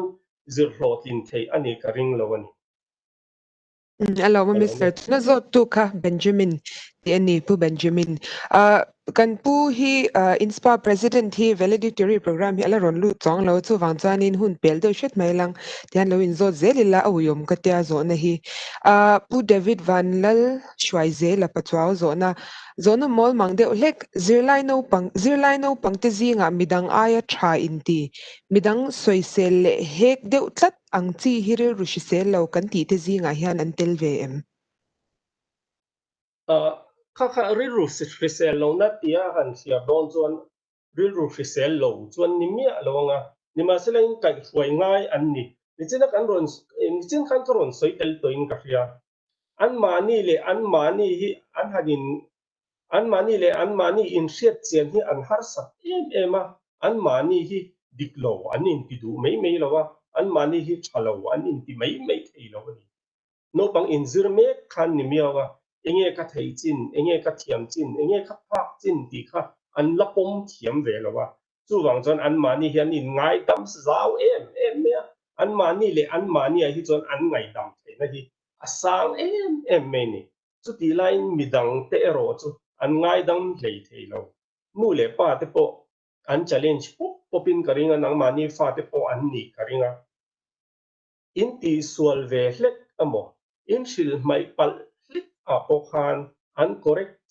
chat neng chu chu ti lain in correct ero chuanin chuan lam an siamanga in thin rim khum chuan nang ni ain an thin rim manga chu ti lain in nial fi thlak thak thei chuan enge mot tak poi tak po an ti du hialang chu tiang khop chuan an mani le an mani kha an in hriat thiam na an in ngai dam theina kha asanga midang an ngai dam theina ero chu an niam em ani kha kan zir tira an mani le midang te in balance to in book to ka an thlir thiam kha a hun ani khatia ang tur khan kha kan zir tir hun ani ti kha ka chan na ni ro se Hello, me. Puhminga zo hian comments le question ang de ule karunda zanina kan zirlai hian zirtir tu poimo na chiang taka min shil lain society family le peer influence lam hi adabo le me aron tia hi chu kan soifia saklo kanga zanin topic hi teacher te tan big teacher ten entin mental health le well-being no pangti are rushi selna kan tu theyang ti ani wang khan khalam kha kan resource person ina soitura kan vati ani chalo wang khan ron shoot tel lo tunin ash ron shoot tel lo nin ka sha chu kan chan sak ma salo kanga hei teng te ngai tha turem ni ti aron zia ka chu society family le peer influence apoimo ve zia lam kha certainly in soibel thengem hemi chan na ni pa hian ole alo mo me ni society zirtir to de baka society family peers kan ti kha peers kan ti chu ni kan hrek thongin karinga an mani role pui an thiante an zir pui e baka khotlanga an role pui te thang te kha an ni ta khang ho khan ni ching kan soi tong khan e khoi lai mo kha chon karon soin ka khia an kai khoi thei em me ni a chan chu an thian te kha an mani dar thalanga an tong ani an thian te kha an mani dar thalanga mangin an ri ruput mang an ngai dan an thil ton an har sat na ton an thil thar ton te an thian ten thrila an zota engtinien ti an zota an thian te nen khan an in thun zom na kha nge em me chu wang chon an rual pui te an peers te khanin an kai huai thin ani chuan Abraham Maslow khan alo soi thina mihring khaw thlir ti fia lo tu a ti hiala khawtlang society kha ania kan society kan culture kan religion hianin kan khovel kan thlir dan hi min kai foi na ema kan hriat theuh angin veng chunga weime foi tu fel deuh an om chuan kan thalai kan no pangte weime foi tu ni mai hen tuma KTP foi tu than om chuan an en tona KTP foi tu tha ni khan tumani khatiang ang bok khan khotlanga khanin tlem adang lam deuh cowboy deuh a tul hun ani leng a 24/7 a mo thleng po i rui thei te po khan om me the khang han en ton tlat han model tlat te po khan om thong ani chuwang chon kan khotlanga mi an va mu te a mi mal po khanin an en ton na sa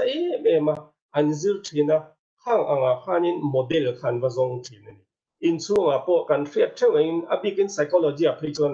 kan soi thina electra complex te kan tia meichia no pang hianin apa kha angai sang bi ka angai zong han ti em tur chi chunin ka hrelowa khatiang ang khanin apa kha ngai poimo big em thin ani chutiang bok chen oedipus complex kan tia mi pano pang khanin anu kha angai sang thin ani chuan kom nai nek nai big kha du thina khatiang ang kha no pang ril ruwa khan family atang khan role model an zonga ein tua chu wang chon no pang khanin ama le ama kha adar thlang tur kha zong ani chu ka soitiam dan ber chu no pang thang lian mek zirlai khanin adar thlang ama le ama alan fia theina tur kha zonga an in chunga a chung te zinga zonga a thian te zinga zonga khotla nga zonga zirtir tu te zinga zonga ama le ama lan fia theina tur tunge ni acha ama le ama en tir thei tu kha zong thina chuwang chuan I an thian te an peers an khotlang an ko thran I kan in chung kan nu le pa te le midang te an poimo an poimo em khang khanin kan no pang te ril ru hrisel na te an ma khwa eng zo ko mu thei tur khan na sat takina kai khwa yani hello me Hello, sir. Kung ngayon participants te kan audio lo mute la o valedictory hun kan mangdon to zona dangi interesting tak hey atam ya tihan dari la valedictory zo kanin mangcha hun live elin hun all to po to rangai le te program hi time set deuhle ka ne wangin hi kan dule kan la zom le don ya hun kan ne chan kan resource person ain bot sai chale me ya tin he comments an cha pe chan mani chong ngatin fia takin kan ngai thate ya van lo mo me ma van lok tak em te an ti a chuwang chanin chatakin serpon top na kharani in ka sha alo mom le me kan lo me tuna chuanin kan host ne na kan hu ni han le le to nga Dr. Sizo Thanmoy kuta hunom le to se Ole Grace klome kan ka session chu kan zo to a hun lok thak tak kan mang a lo mom le me ya kan soi ve do chu zaina kan resource person ka PhD ka ti la ya ka guide ania anuaya thatakin PhD le ka zo zaina po ani na ang amat ni na ang tak aron tilang chuakin ka hria angai noma thu sai te ngai noma ti di puite nuam le ni kan sai du nia. All right, now we've come to the end of our 4-day workshop and we will start the valedictory program. We would like to thank all the participants who have stayed with us throughout the night. We know that it has been difficult for some of us due to internet connection problems and also because in Aizawl, in Mizoram, there has been some stormy weather during the past few days. And even so, many of us have been online. Many of us have tried over and over again to connect to the session. And we would like to thank everyone for staying with us. And to start off the valedictory program, I would like to invite Mr. LALKHAWNGAIHI, the co-convener of the workshop, to give a welcome address. Hello. Am I audible? Hello. Yes, you're audible. Okay, thank you. Hello. Good evening, everyone. Now we have come to the end ceremony of our international online workshop on school psychology, mental health, and learning disability for elementary school teachers in Mizoram, India. I, LALKHAWNGAIHI, as the co-convener of this international event, would like to firstly welcome our Chief Patron, Madam Esther LALFAMKIMA IRS, Commissioner and Secretary, School Education, Government of Mizoram, Dr. Pans Ramlingam, President, INSPA and Asia Pacific Schools Association, Malaysia. Co-patrons, the person who has been very instrumental in the implementation of this online workshop, Mr. James Laurin, MCS, Director of School Education, Government of Mizoram. First, Professor in Psychology among the Mizo women, Professor Zokai Kluangi, General Secretary in SPA and Head of Department, Mizoram University, under whose blessing INSPA is currently thriving in Mizoram. I welcome Professor B. Mukhopadhyaya, former Professor, Institute of Technical Teachers Training and Research, Chennai. Dr. Rinpari Ralte, the very graceful and most efficient convener. Dr. Juliet Lalremoy Ralte, the most wonder woman working behind the scene. Organizing members, Dr. Sizo Thanmoy and MS.GRACE LALKHAWNGAIHI. They are having charismatic personality Both are dynamic and talented person, rapporteurs and facilitators. They are the most hardworking behind the scene.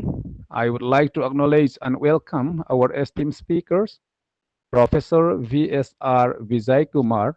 consultant psychologist, Chennai.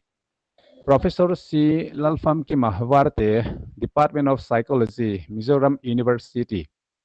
And our international speaker who present today have made our workshop an international event. A warm welcome to Dr. Lalita Subramanian, school psychologist, USA. And for the last but not the least, our very special participants for whom this workshop has been organized at the first place and without whose participation this workshop of international event would not have been successful. My heartfelt welcome to all the enthusiastic participants of elementary school teachers, headmasters, headmistresses, principals in Mizoram. As we are all aware that due to COVID-19 pandemic, the school psychology, mental health, and learning disability of school children is impaired to a certain extent that they need guidance, support in terms of their emotional, social, and personal needs. I feel that there is an urgent need not only to promote school psychology and mental health, but also to train, to educate, to motivate, and to encourage the teachers who are in constant communication with their students. I hope this international online workshop for elementary school teachers in Mizoram might be profitable and the ensuing technical sessions might be enjoyable for all of you. I pray and hope that our humble initiative benefit everyone, and I again welcome you all to this valedictory ceremony. May God bless you all. Thank you. Thank you, Mr. Moiralte. Now we will call on two participants to give feedback. First of all, we will have Miss Akanksha, who is the head of the Assam Rifle School.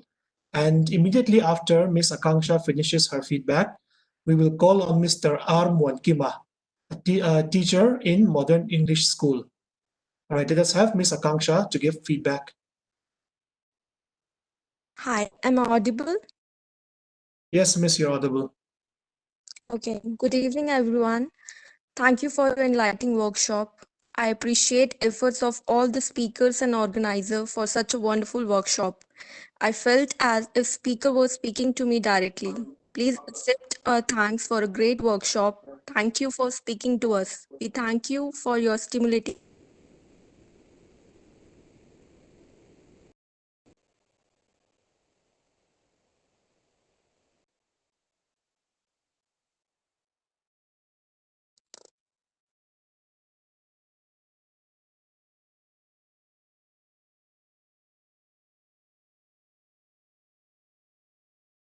Miss Akanksha, can you hear me? I think we've lost connection with Miss Akanksha. Yes, your voice is All right, audible please to me. continue. All right, please continue. That's it. I've just completed. I have to repeat it again. No, it's all right. Thank you so much. Yeah. Mm. Okay. All right, Mr. Armon Kima. Okay, can you? Yes, you're audible. Okay. Evening, I'm so much thankful for giving me this privilege to give some feedback from the male participant. This is my first time to participate on an open workshop with more than 800 participants. I'm really fortunate to be one of the on the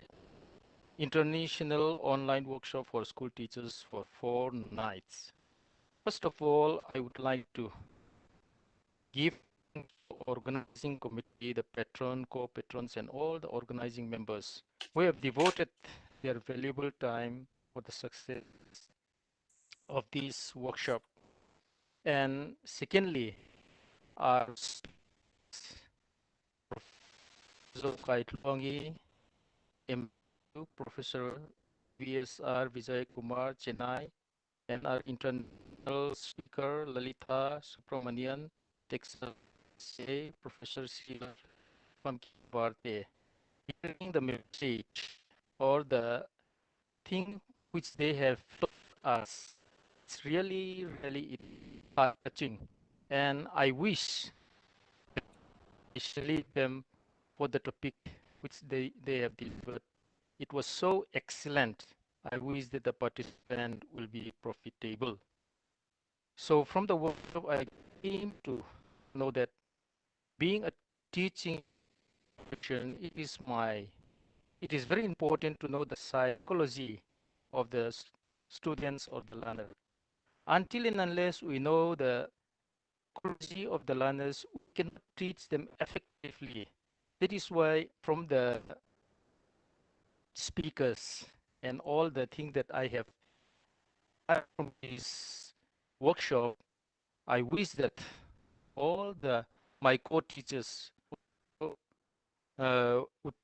be curious about the psychology of the students. And it is my wish the workshop should be frequently organized, and the other teachers, those who have not yet participated in this workshop, should also come forward and hear what the important thing that we have heard at this workshop. So if the organizing committee can someday organize this type of workshop, it will be very profitable for all the Mizoram elementary teachers. And once again, I thank the committee, the speakers who have delivered an inspiring message, which is going to be very helpful for the participants who have attended. Okay, thank you. All right, Ms. Akanksha and LALFAMKIMA, thank you so much for your valuable feedback. We will keep everything you've said in mind, and we will definitely use them for our future workshops and our future programs. Now we will have a workshop report given by Dr. Impari Ralte, who is the convener of INSPA Mizoram. Thank you, Moya. Good evening to you, everyone. First of all, on behalf of the organizing committee of this international workshop, I'd like to thank all the participants for making this workshop a huge success. It's an honor to be able to give this workshop report, which is organized by the Indian School Psychology Association, Mizoram, and the School Education Department, Government of Mizoram. I will try to make give a very brief report, and please bear with me. So this workshop, as we all know, it is an international online workshop on the topic school psychology, mental health, and learning disability for elementary school teachers for the organized for the past 3 days from 20th to 23rd October 2020. And this workshop is being organized to promote school psychology and mental health, and also to impart the importance of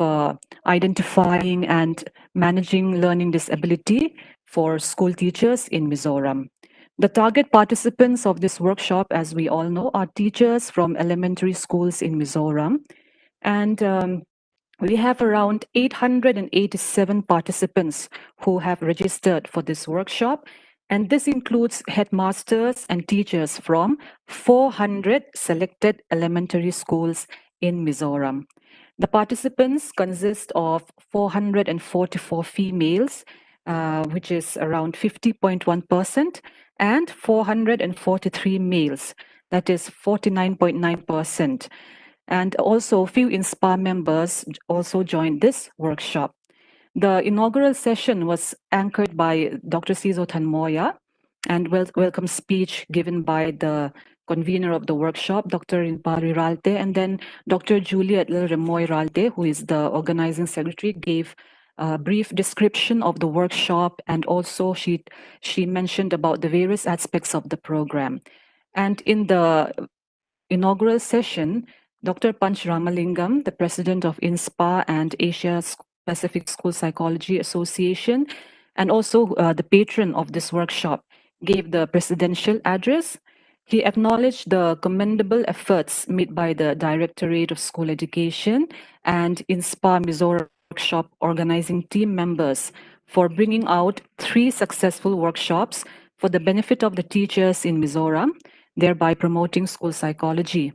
He also stated that INSPA is preparing a suitable model, and these modules will be shared to all the school teachers or all the schools in Mizoram to strengthen the school teachers. And Professor B. Mukhopadhyay, who is the former president of INSPA and former professor of the National Institute of Technical Teachers Training and Research, Chennai, also delivered a special address and wished the workshop a success. Mr. James Lalrinshana, who is the Director of School Education, in his inaugural address expressed his pleasure in the successful collaboration of INSPA and Directorate of School Education. He mentioned that 2 online workshops have been organized focusing on the mental health and life skills education and mental health and well-being. And the success of the previous workshops was reflected in the important recognition gained from INSPA. He stated that the success of these workshops depends on how much one benefits from it, and he encouraged the participants to regard this experience as an opportunity for learning, a chance to improve upon areas that hinders their effectiveness as teachers. The inaugural session concluded with a vote of thanks given by the host. And the workshop consisted of 4 technical sessions, as we all know. And now I will give a brief description of the 4 technical sessions. In the first session, Professor Zo Kaitlwangi, who is the head of the Clinical Psychology Department of Mizoram University, spoke about school psychology in contemporary society. Ms. Rebecca Nundiki chaired the session, and the rapporteur was Mr. Johnny LALFAMKIMA. This session was conducted in Mizo for better comprehension by the participants. Professor Zo Kaitlwangi introduced the technical session by talking about the field of school psychology and the importance of psychology in contemporary society. And she also addressed the importance of acknowledging some neurodevelopmental disorders in childhood, like intellectual disabilities, learning disabilities, and so on. And she stated that this could hamper the growth and the lives of children. And children with problems need special guidance and assistance. And since children spend most of their time in school, it is the responsibility of the teachers to identify these problems, especially at the elementary levels, and to provide empathic guidance and support to those students having problems. Professor Zo Kaitlwangi concluded her speech by thanking the teachers for the services that they have provided, and she made a motivational remark. By focusing on the nature and essence of being a teacher, the value and the joy, the respect and importance that they possess to make a better tomorrow for the students. The host for day 2 technical session was Ms. Grace LALKHAWNGAIHI, and Dr. Mary Ann Halliday chaired the session, while Ms. Lalming Moy was the rapporteur. In this session, Professor VSR Vijay Kumar, consultant psychologist, topic, how to improve your memory. There were 2 parts of his talk. He opened the first part of his topic by asking what would happen to us if we have no memory and memory didn't exist. He went on to describe what memory is. That is the mental ability to retain and recall experiences and use past experiences to determine our future path. He also very briefly explained about the neurology of memory, the basic memory process, and the different types of memories stored, like episodic, procedural, and so on. And he also discussed about the role of imagery in memory retrieval. For the second part of his presentation, he explained the different memory techniques. And here he covered the role of the left and the right brain functions in enhancing memory by using different techniques. He also talked about practical memory skills parents and teachers can teach their wards for educational purposes. In day 3, that is last night, the third technical session, Dr. Lalitha Subramanian, school psychologist from Texas, USA, delivered a lecture on identification and management of learning disorders. This session was facilitated by Dr. Lalrim Rwati, and the session rapporteur was Ms. Julia Vanelruati-Patsau. The speaker opened the session with an emphasis on the capability of each individual, and she continued to explain the frustration that may occur in children, parents, and teachers due to learning disabilities that are specific to scholastic performance. She talked about 4 categories of learning problems, and also she highlighted that children having learning disability are not intellectually disabled and that they have an average IQ. And she also talked about the fact that around 82 or more learning disabilities known worldwide. She talked mainly about dyslexia, dysgraphia, and dyscalculia. She explained clearly about the specifiers and cited examples for better comprehensibility. And the session reflected the importance of teachers in identifying specific learning disorders and the value of early intervention. In the last technical session, that is tonight, Professor LALFAMKIMA VARTE delivered a very exhaustive description and explanation of the topic, role of teachers in fostering mental health in children. And he talked about the characteristics of the learners in 5 key areas and also described that in order to foster mental health and well-being in students, we have to provide them support so that they can develop understanding skills and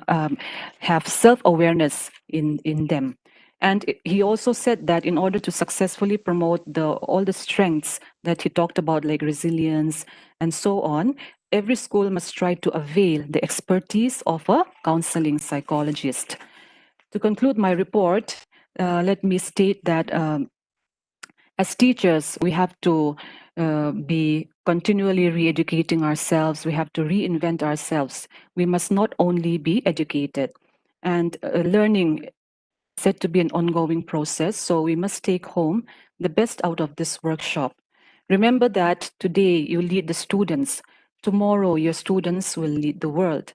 Let this quote be an inspiration for all of us. A good education can change anyone, but a good teacher can change everything. Thank you all for participating and supporting us throughout the workshop. We have received a number of requests and positive feedback regarding the organization of more workshops and webinars in the future. Of course, we'll try to arrange more workshops and webinars in the future with the support of the School Education, Department of School Education, Government of Mizoram. By God's grace, we hope to see you again soon. Take care. God bless you all. Thank you so much. Moya.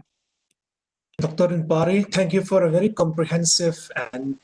brief report of the workshop that we've just held. Now we will have a presidential address by Dr. Panch Ramalingam, the president of INSPA and Asia Pacific School Psychology Association. It's really a privilege to have gone through this, course training, and I say hats.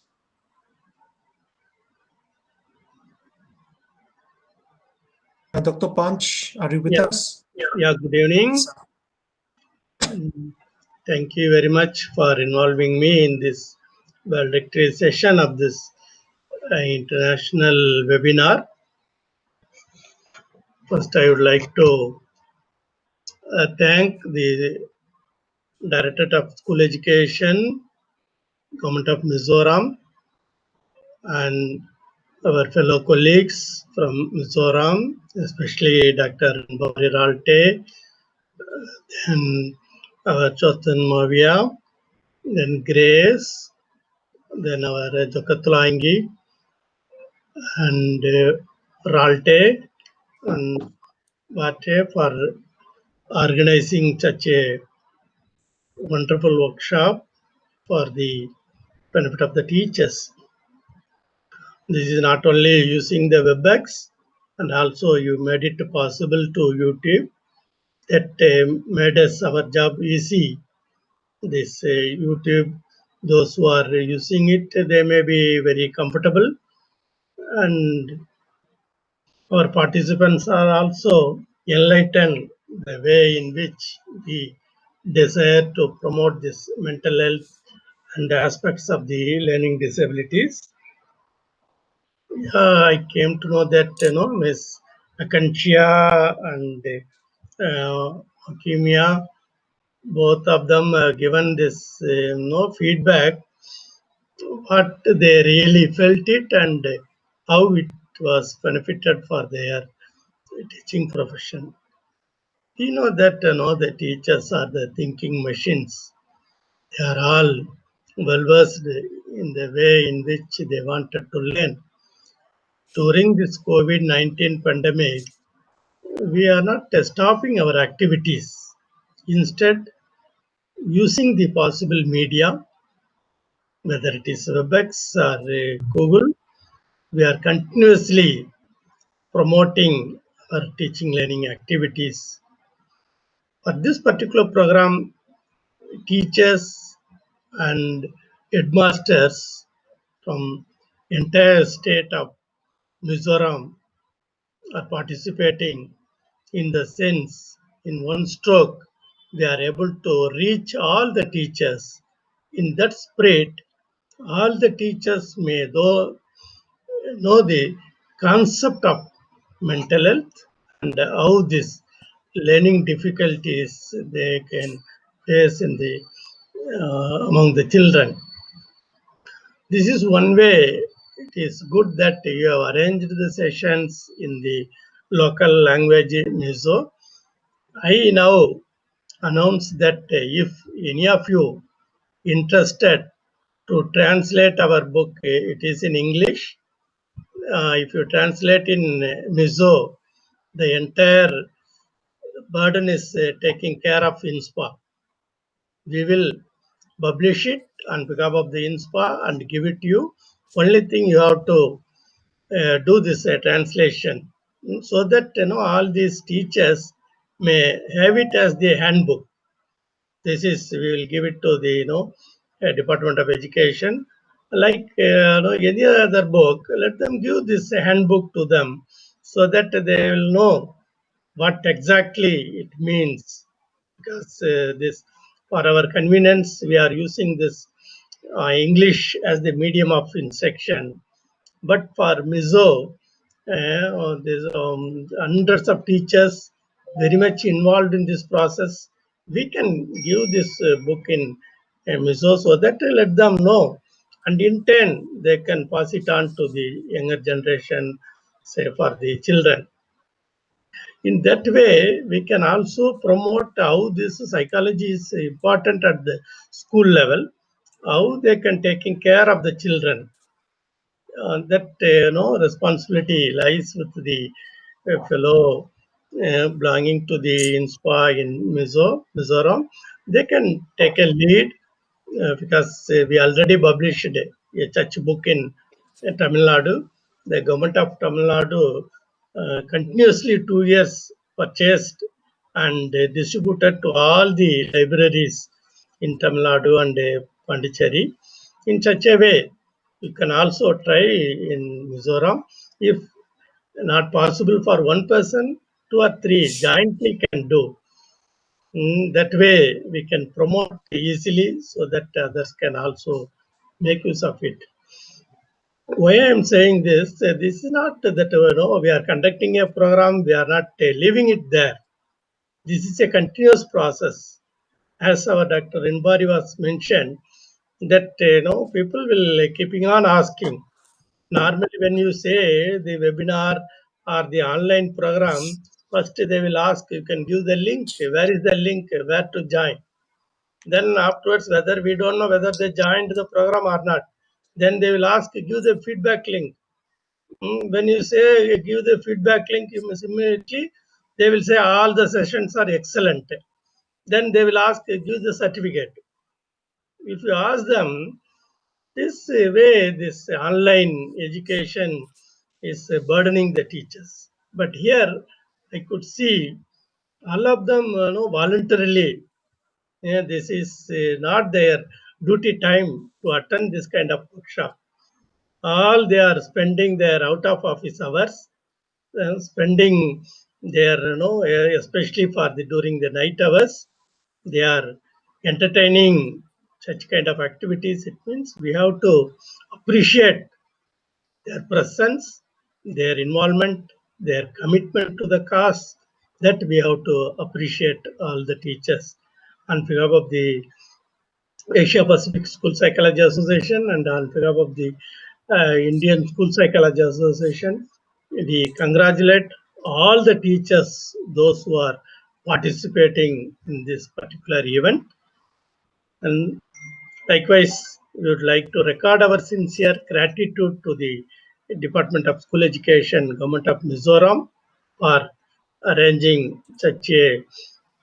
novel platform accommodating around 1,000 people in one room. That is marvelous to say. We are recording our sincere gratitude to them. In that respect only, out of these 5 competitors, the Mizoram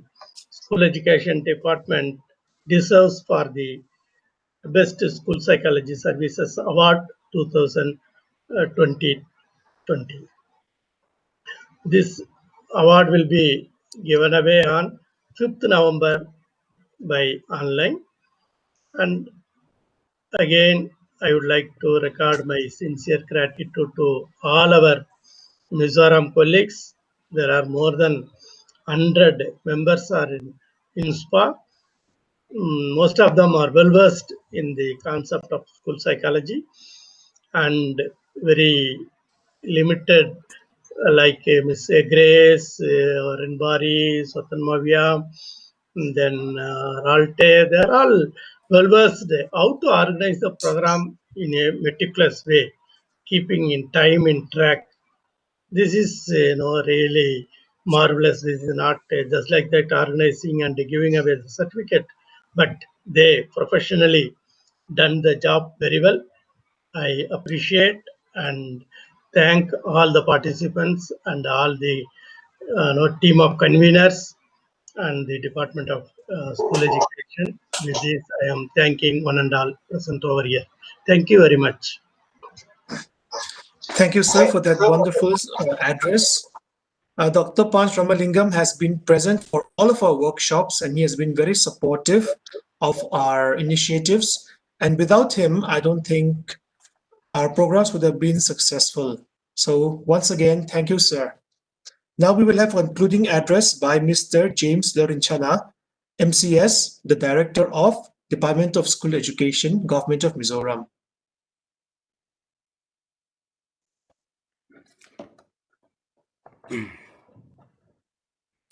Dr. Panch Ramalingam, President in SPA and AFSPA, and patron of this international online workshop, Professor Zoukai Tuangi, General Secretary in SPA and co-patron of this international online workshop, Dr. Renpari Ralte, State Convener in SPA, Mizoram,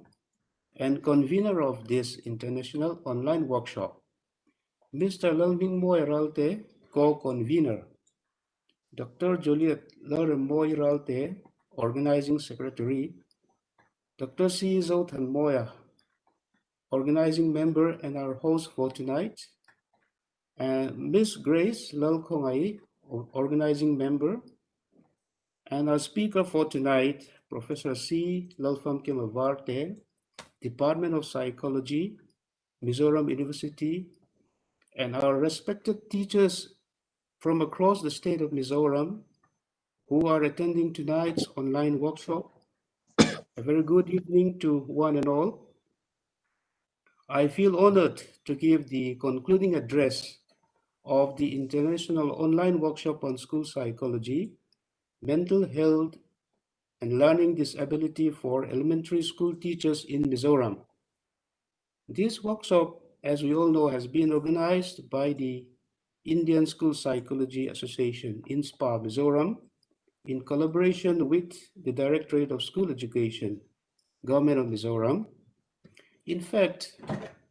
online workshops had been successfully organized by the INSPA for higher secondary schools and high schools teachers, all of which have been focused on the mental health and issues related to mental health. For the last 3 nights since 20th October 2020 and including tonight, we have witnessed together great speakers teaching us interesting topics which all have great relevance to our day-to-day school activities. We are so lucky to take part in this workshop and to be exposed to all that have been taught to us. I would like to make special mention on the excellent teamwork, persistence, and patience shown by the organizing team of the INSPA Mizoram. This is, in fact, I consider the main factor behind the successful conduct of this workshop, as had been the case in the previous two workshops. I have seen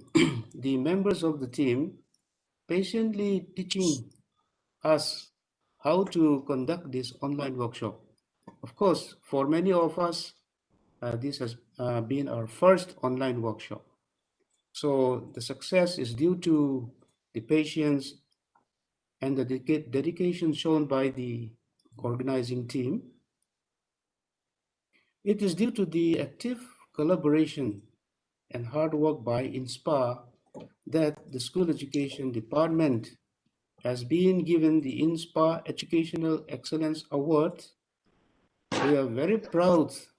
and very happy to be given such a prestigious award. I am very proud of the elementary teachers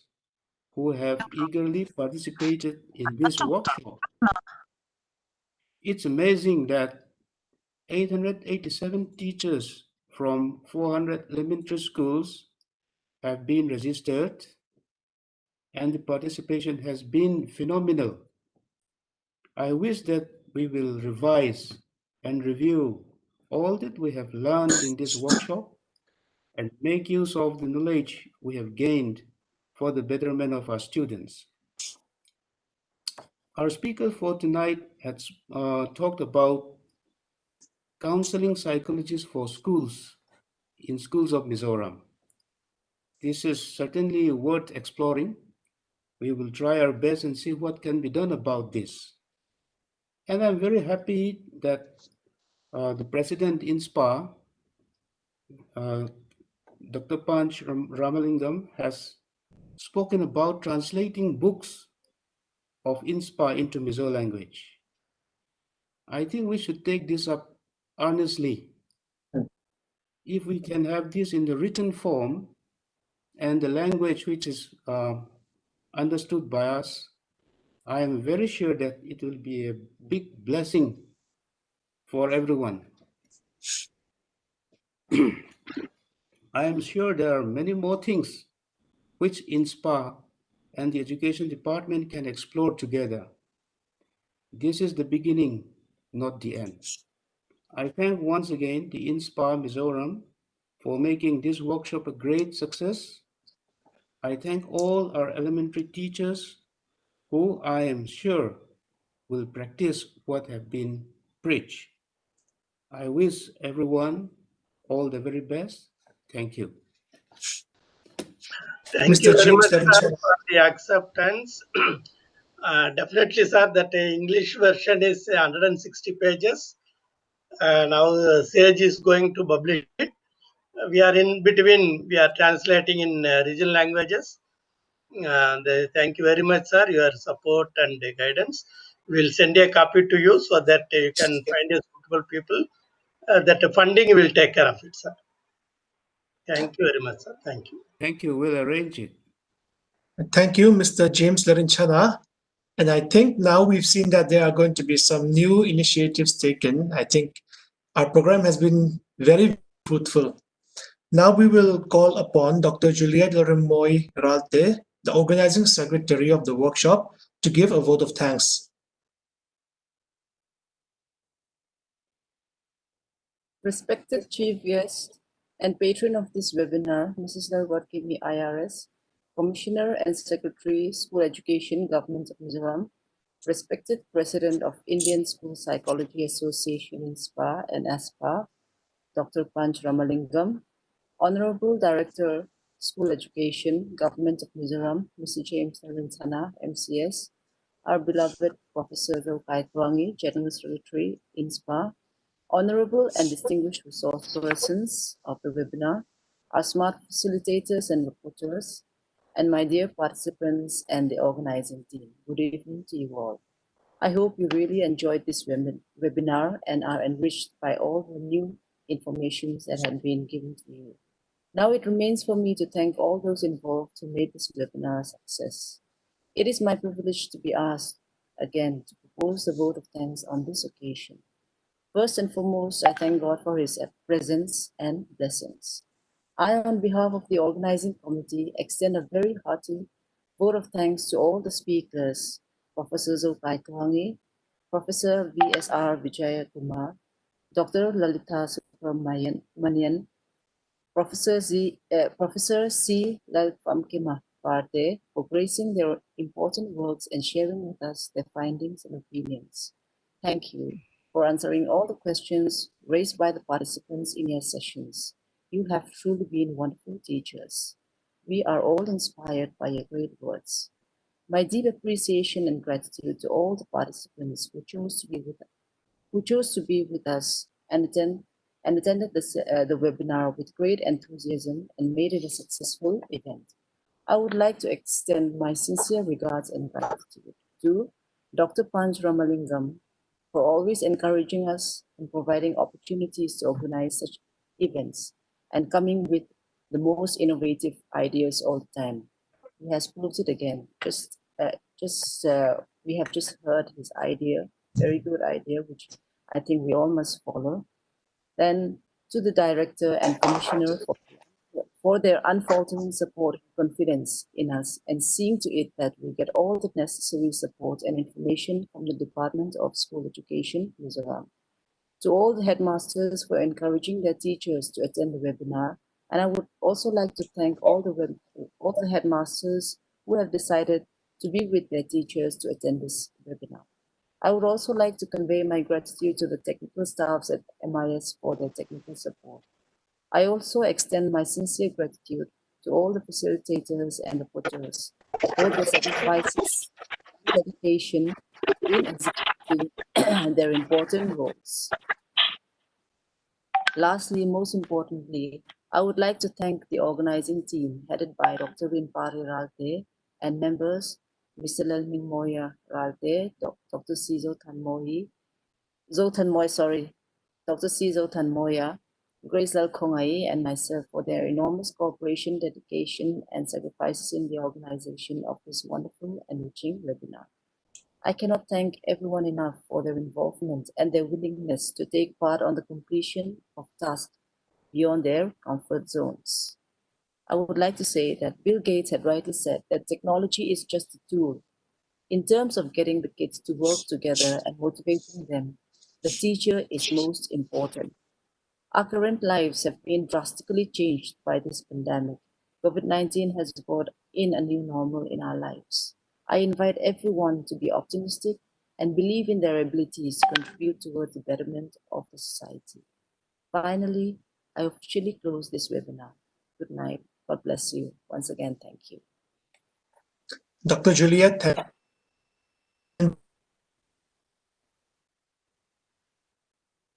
for the program, we hope it has been very fruitful, and we hope that you've taken all of this information back with you to teach, to use in your schools and in your education process. Thank you, everyone, and have a good night. We'll just take a group photo. If everyone could turn on their cameras, video cameras, we will take a group photo and we will post it in the groups. Video camera ka on ila group photo la lo kang wo lo the kan on ila kilometer An audio audio ka telawang o ko ngayon. Hello lang diyan.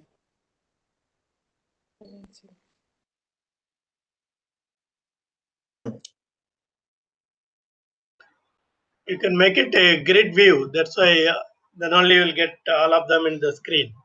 Yes, sir. Yes, sir. I'm You using can a change grid view right now.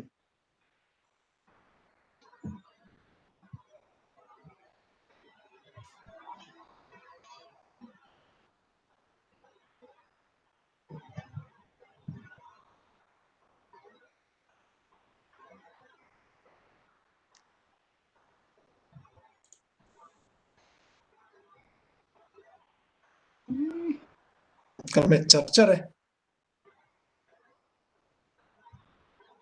All right.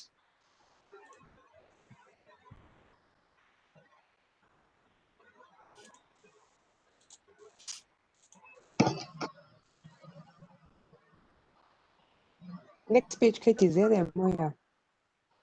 Atizele. Atikan atok me alo mo me. Chuan feedback form kan link ka khan chat box le group karon post nga. Zania tana kan lo share tur chu kan minga khan kan full name certificate kan ming landan tura kan du khan kan ming kha kan lo zia ka nga ming lam toya mo in ko da nang chi lavin certificate ming kan zia du da nang khan kan lo zia lang anga chuan email address kha uluk devin kan lo zia don bok nia asan chu email a certificate kan thon don awangin email address kha alo diklo pal ani chuan adiklo wa karon thon dona chuin hi wang chuan email address kha ulukila chuan ming kha kan full name mo kan zia lan du da nang khan kan lo zia don nia chuan feedback form kan post chuin link ki kan la hong shinga alright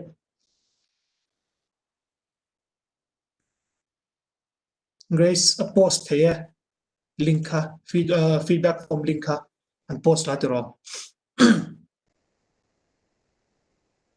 Master form ki makhala om turo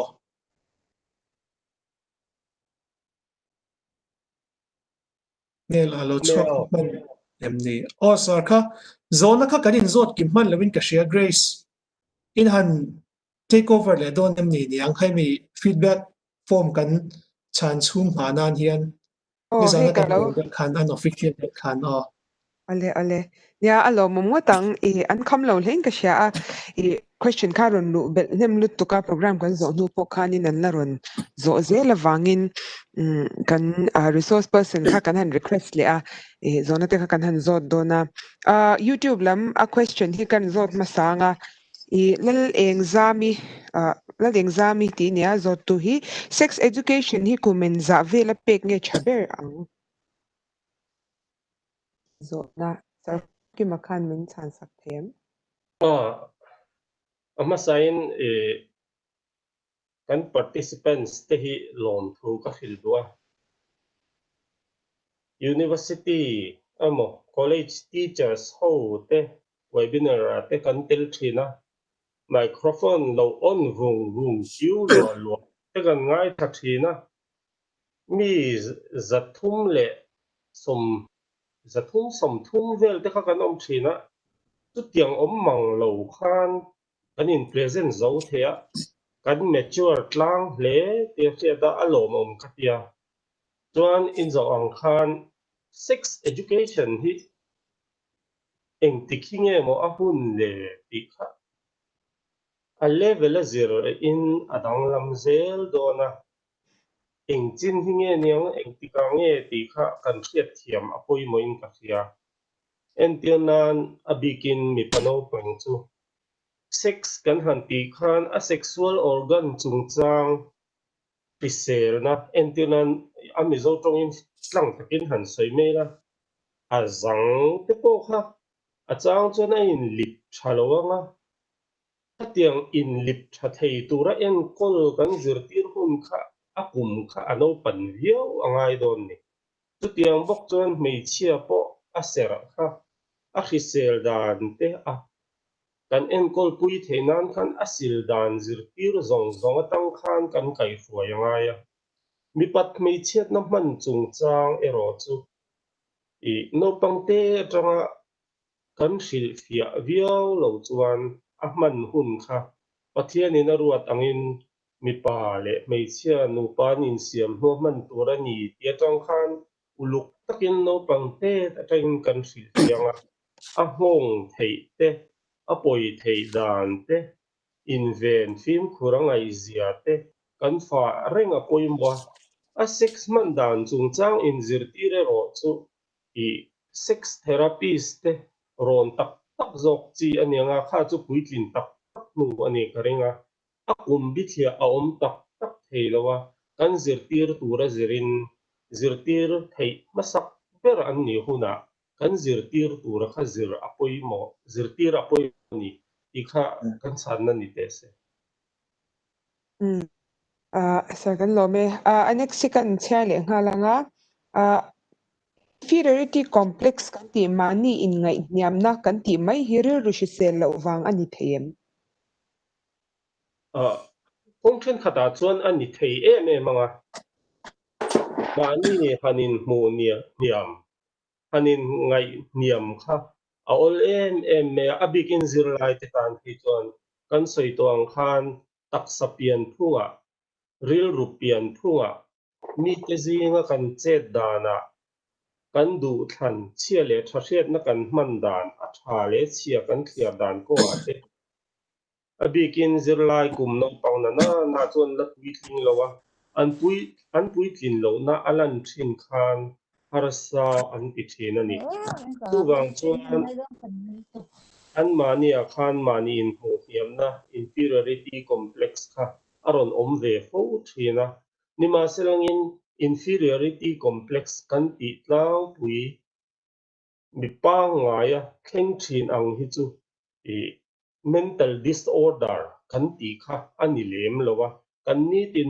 mun phung man dana mihring pa ngai chuan ti sual chang te kan neya khatiang anga wang khan mani hanin hu hiam deuh chang te kan neya mani hanin da san deuh chang te kan neya khatiang ang kha chu mental disorder khani lem lowa nima selangin kong danga ama zandanga te kan lo zir to anga mani pian phung hrim sema te har sat na kan nei sa te wanga mani in mu hniam kha aum thin bokani lo me hello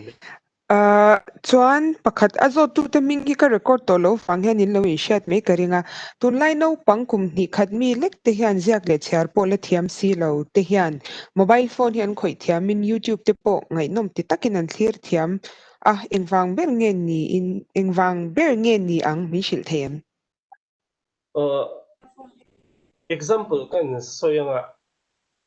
mani chu kan thian pa pakhatin middel ho hian porn an en atia a khoi lai a chuan hian nge mo a mu nom tak ang o atia aria tong kan hre thiam veka lom an tia an chan na asoya chuan middelina porn an en ang buk hian no pang ziak le chiar thiam lo hian milem che atang hian an thuak ina hriat chak te a hriat du te hi tam takan hre the ni an hre thei don ani a zir chian na kan la nei me lo an hre thei don ani ti chu a hriat ome lo me Hello, me. Adot le hi counseling psychologist ti tun lai khuvela chuan kan voma mo em nei the da te hi omangem. kan director khan thei topin ma kan lang ti khan min tiam nin ka sia kha a chiang viau lo mo kong chu kha lo kong kha ya ol sam kan nei lo ang kong dang te po om tu ra ngai la I kan tang tlang nga ma se kan director ku ta kan in khat me a kong chaber nin kan sia Hello, me. Kan student pakhat hi thil kan zota angoi tla zel meya ishi thiam em ti la o shi thiam atia test han nei la zona ami chin zong azia ka abak aziak le chuang lawa engtia han ti chi nge niang le ni khatiang ang khat chu zirlai har sabi biak po hlei thailo khat chu uluk me counseling psychologist ten an han en kol hnuwa psychological test chi hrang hmanga a har sat na bik te hriat fia ngai ani chuan hriat fia a that karinga abul thuta a har sat na kha hetia ral khata tang chuan hriat thiam a har hop mea a te chuang ei chu angai karing khami konga khan kan soibel du chu psychologist te hi psychology hi kan zirtir rei ve ta mizo mi pui zinga tam tak hi chuan in mi kan han ena he thei mei ture mo I min tia mi en me an mi zia te a chan le wang te hret thei tura hian min ngaya psychology po hian ate a va he thiam ve chau kan ni ti kha min hriat sak a poimo a psychology chuan ate te in azir chuak anga an har sat na te kan hriat thiam thei thak thin ani ate na mang khan chu bang chuan zirchian le zual ava tha em ve o nang ni phi chuan counseling psychologist amo clinical psychologist hial po in mamo em to ni chu alo mo me Hello, sir. He interesting ra me kan tilenga. Tun line mizo chalai adolescent stage zinga depression le anxiety problem ne in shiat na hi anasa takop maya hemi problem hi engtin nge fin le fil zo ka kan dil thayang. Itu so yatang hian nia in shiat lat na hian nun phung akai shwai the na sa sia depression ne nia in shiat lat na te anxiety ne nia in shiat lat na te hi. a zon tir kha min lo cher sak le lo alo chiang alo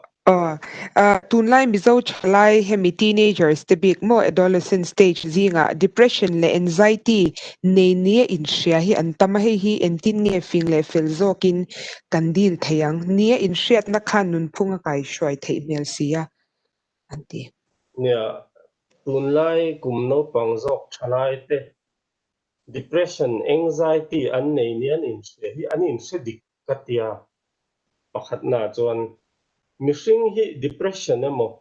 anxiety nei lo hi an om chuan an enkolan buai thak hian karinga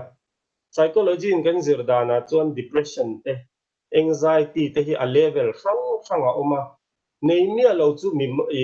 enkol ngai takani mang an thak takani depression claim anxiety claim hi mihring min ka khalngil tu ni ti kan hriat kha apoimo ka ti phota ti chuan khatiang ang thalai hoin har satnan nei tak zeta an depression le anxiety hi apoi theidon ni om anga alang ani chuan clinical psychologist te psychiatrist te psychiatric social worker te a thei phei chuan psychiatric nursing te hial thlengin ha ho tang ho khan an en kol angai don khan in zona chang emo I nei ve om nian in she hi chu adikalom ma se ahla om em ani lo ringela ahla om em chuan tan pui tu pan na chang an thiat angaya chung chu zanina kan ron soi chia khan ni tan pui tu pan na chang thei tur khan kong kan po hua pan hun te po an thiat kha kong kan ko huanga ya khatiang ko mu tu tur kha counseling psychologist amo clinical psychologist amo te kan momo em ani ti kha kan soinon le ni karome Alo me zona pathum dang hi thim khat ang deuh hle kanya I hemi tuai kan ti ge chung chang ang lampang hi zona lut nuala kan chiaranga mun vele khata a chan vek thein karinga role model than swal awangin patil emo tuai emo an pun pha the angem ti ania tin primary school lama tuai kan ti te middle school a tuai le silo high school a chuan tuai te em ang te hi en tin nge muni han kai shwai tu le ti te tin no pangan len huna hetiang ang orientation anni hla om tur ang chi hi en tin nge kan pui theyang ti zona pathum kha karon da khom ale alom ome zona kha tam khop me thu soi chiang lo tak ani nin garinga achan chu a zona atame me kan soi fia zo lo nin ka nga nge ni ni a subject hi azawa kan soi seng lo zok o ti te ko ril ruaron oma nia tuai te patil ti te hi atam khop me enge model lai khachon aizol chung ami te chuan kan thachawin garinga her tamna veng deuh te kha chu aizola khana oma in ti hmu chi tak ni om tak chuania hemi chung changa hi chuan entirnan tunlai khovela pokan hrianga USA a te phei chuan mani nei ang nei kha in nei te kharem an ti hial ani mun tam taka khan khatiang ang khanin an in ti hmu'a pathian in mihring min siam dan mipa le hmeichhia te in kop rem tura a ruat ang hi mihring hian rem an ti vek kher lo ni chen kan soi tong khan kan zirlai te hian khovel hi an experiment a an hma chona nuam zawk tha zawk om nia an hriat ang hian thei to in an tlana khatiang ang khan khovel mihring tam tak kon tlana Mizoram a po hian chu tiang chuan mani du than na an hmanga kong sang in an kal thin ani pathian in a siam dan phung chu kan hrerenga mipa le hmeichhia lo omin sex te po chi thanan mihring in thla chhawng zel turata na poimonia ani lo lama kan mang hi chu I kanin shilfia chian he apoi moin ka hria mi pa chu mi pa anga turin meichia chu meichia anga turin mi pa lo piang hin ni china kan soi to ang khan mi pa piang then khat chu an zia tle ni na zoi de wang an rong kai te polo niang then khat e ro chu an pa em thunga chu tiang bok chon meichia po nu zim zem du tak te then khat chu pa theng thong tui ko ta na it tak te pon omang ni ma seleng an ni na an pian pui ni na le pathian ni na siam dan mi hring in tha chaw an kal phung pa ngai an zo kha kha mi kong zo tur khan kong kan ko mo kan kai fuaya nga ya tong pong hau emo ni lovin ani dan phung kha an mani le mani anin siat fia ngai ka tia enge molai deuh khan Mizoram ai in basketball boxing team an kala an boxer meichia pakhat kha chu ai zola kha chon a pa khop me khung la ya pakhanin a zupa viawa medal te poron ho na ni oma ni ma selangin nawaron pai ta hlau me nu chon asala nei ta nu fel tak ani chho vele me ni pathian in siam dan kong an zo nu kha chuan ale lama khanin ama tui dan zo ang khan a zo ting viau nangin anua kha chon pathian in siam dan kong pa ngai ang an zo kha chon nu thata khani vele thowa tiang ang khanin mitam tak kan mu thenga kan kai fuai dan kong e ro tong podem mai te an pian pui a then chu biological kan tiang khan hormonal imbalance wang te polo ni thea ma selangin mi pa ne na in nei pa ve tho piang hi chu an mani in ngai dan ani in karinga an mani siama da an dan ni lovin an mani siam ni oma anin siat dan ani pele kalome ole atop na pakhat te kan han la lenga I feedback form an fill zela tuna hian hei mi tam takin an langai thla min la hlutle ni ti sha ta ni lo mom hle mai YouTube lama question ni hei hi no pang thiam thei tak chi te hi thiam thei lo kan boy pui na lama ngai than ol le theya apoi thei via wang em le ni zirnai na kan online abikin classroom kan online ten pathian zara a he chak deuh kan nia kan zirtir tu pakhat phei chuanin a hnuwa khanin lekha kan zir pa ngai zo hnuwa khan kan thok ho le ta chu ta min thil chu ka class a kha chon ivanin om thin tak em ti khani ka van nei hlau me thil te ka lo man ma ve a class a khanin a soi tur lam kha voi khat an soi khan kan lo the thiam me ma se ani kha a fel sia zirlai har sa te angai vena voi ni an soya fia lo ko kha a voi thum a voi li pe ya a voi thum a voi li nan sil fia kong thang thang manga an soi fia la the thiam lo te an la hoi ho lai khan ke ma ko kha ka lo ni nom ve em to thina tia ang tho khan a thiam bik in ngai sak lai khan a thiam lo te tan ani nom em do na a thiam lo bik in ngai sak lai khan a thiam te tan khan ani nom em ve tho do na chu wanga nia kan ni china kan slide sa po khan karon da telin ka hia specially gifted tle ma kai hruai ngai big achang phei chon class ran engemaw an nei pui ngai emaw a group ran deuh han ti ngai te no manga ta a thiam fal deuh nang ni chu lo va chol me ro ti no pang dang in an thik lo deuh dan tur anga han da han ngai te pon omanga kan zir lai te an thiam dan a in chen don lowa chan pui na an don in lama an don pho a in ang don lowa chuwang chuan zirtir tu te khanin thang zir lai hrang hrang kha an level kha in ang don lo ni kan thliar thiam anga ya a topa chuan level khat vek class pakhata om an ni sia in ang tlanga kai huai khan ngai dona khang kha school psychology lo din chan po nin ka hria ka lo me hello Mr. Grace, teaching kan du Grace kalau say ver. yes Kaya Miss insin Juliet to daw. Professor si LALFAMKIMA la sai ro la Margaret. sai ro Iban sang thiam tak minti kita salutok. Alo mom top atop nge minti lim top kata angat tiak iron wine up thiam tak engkim ka enge light deu si in enge shia thiamom deuin iron changa komenda po khanin ilo edjuanin enge anwa man tilom na tuka ichang thiam afia bok anui za thal bok si dik bok si khanin iron changa kan lom na tuk min ron tim min ron enge information min pe box na sa box si kan din box si anwam hey kam tunin ge bok ka melatonin ni atam muta chuak ta ba se min ti harmek kan lom na tuk Okay, pakalome. Sir FAMKIMA kan lom takzet tiang hi alal ngayin ka shalawa question and answer round interaction round tiang extend to pa hi awayom ma tin comments kan chia kanin kan hak lelin ka sha tin han chia lo kha uyom ma zan masalama technical problem kan nei wangin hetiang takhian enge interaction kan mang thei si lawa mai mizo chok nge khatya kan an ti kha ta zona lut chuna ka chu kan ngai hlut wangin tikhan sir kha tikhan memalin kan han request le a thu le aron tia chuwang chanin hun kan han hong le nia alomom khop mei top min khar chat sak ma minun ti pui sui tak zat ni ti kha kan sei le do lom thu kan sei non le du ni tikhan moyen sei do le ani pu moi te a FAMKIMA kha chle mai zanina at sei kha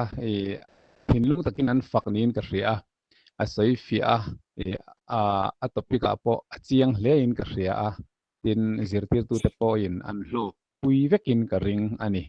zanin tuka athu sei that kha kale hrengai lo ani ka pianun hulama kalom takset ani organizing committee zong po achunga kan lom ang ti kha ringa zanin a hian karon comment ve compliment kan pe ve ramani chu lom ome sarha kalau ngai to lecture ka ngai thlak chung khan statistics hi area kan la tik te thina child psychology le parenting hi area lo ni ma zo ni ta in ka ria ifate ien kol tha ti pasia tle mai ifate observe the sa an seilen dan ten thanlen dan te an mi zia danglam dan zong ka exemplar and mangzel thei te kha alomom khop me khami kan teachers te ho tan kan participants te tan pokan atik chiang le zual khop me an mani na ria thiam nge thei tur kha ha mai chung changi ron soi te poka comment a khan aron soi zuya ha mai lai hi chu kan lian du ani tiang zo te khan aron soya an lo follow khop me YouTube lampang kha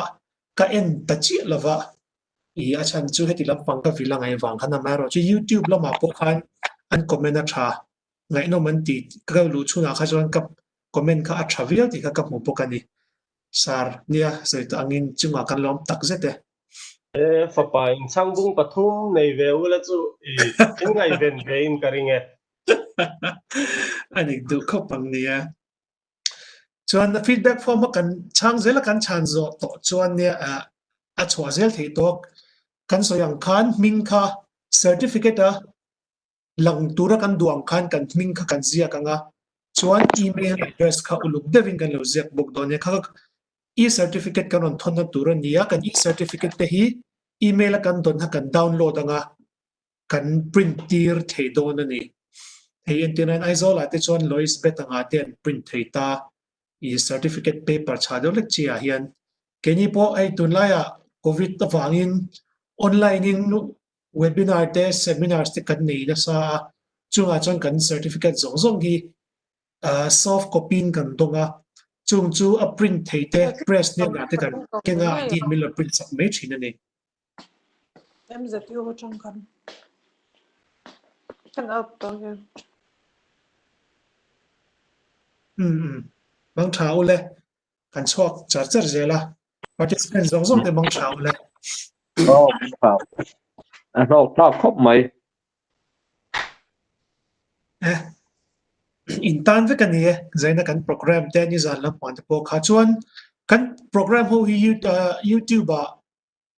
khana oma inlet le du tan chuan Directorate of School Education channel a khana en thei ni ti kha milo share sak le donia lekina class te kan lo la enga mo point lai kan lo she chiang che to la kan inlet le du ni chuan YouTube channel a khana en thei ni ti kha kan soi le bukania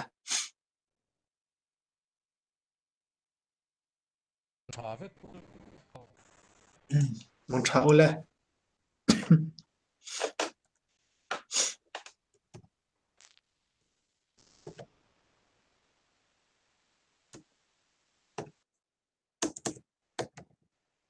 report ram tarik me ke chu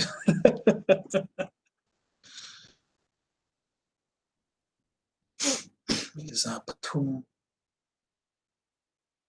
za kan so chunia feedback form ka pek zung khan ni ka kan lose themo yeah wak nang kha tha ka ti na chan chu chu ba ka sen do khan zanin chu khom pui top zana leng khom mang do nga nga ya khom pui top zana fellowship mo leng khom chu kan be do tok zeli ka tiang do wang khan ni mai tun kum khom pui ma kan ne thei si lo ba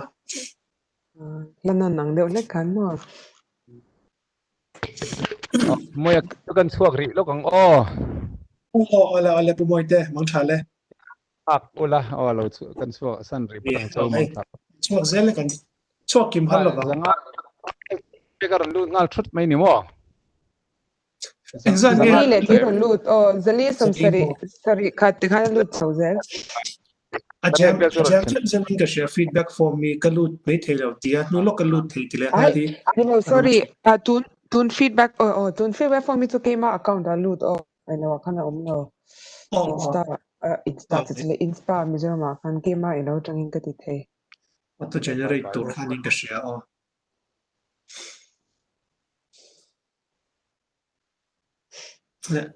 azan lina chu asmooth ta zai le me webex po youtube po navin kan lo ti lo ni don so vel ni se na top za ke chu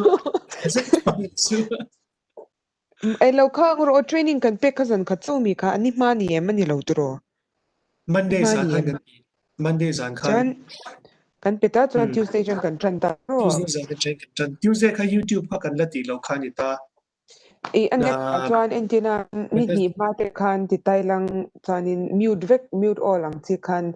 rilai lo khan ti tai lang he nge ni ni kha ka te ri noi om khan ani chen che khan dik the me tong mo te ka ti he vai lu khan ti top to tai lai shem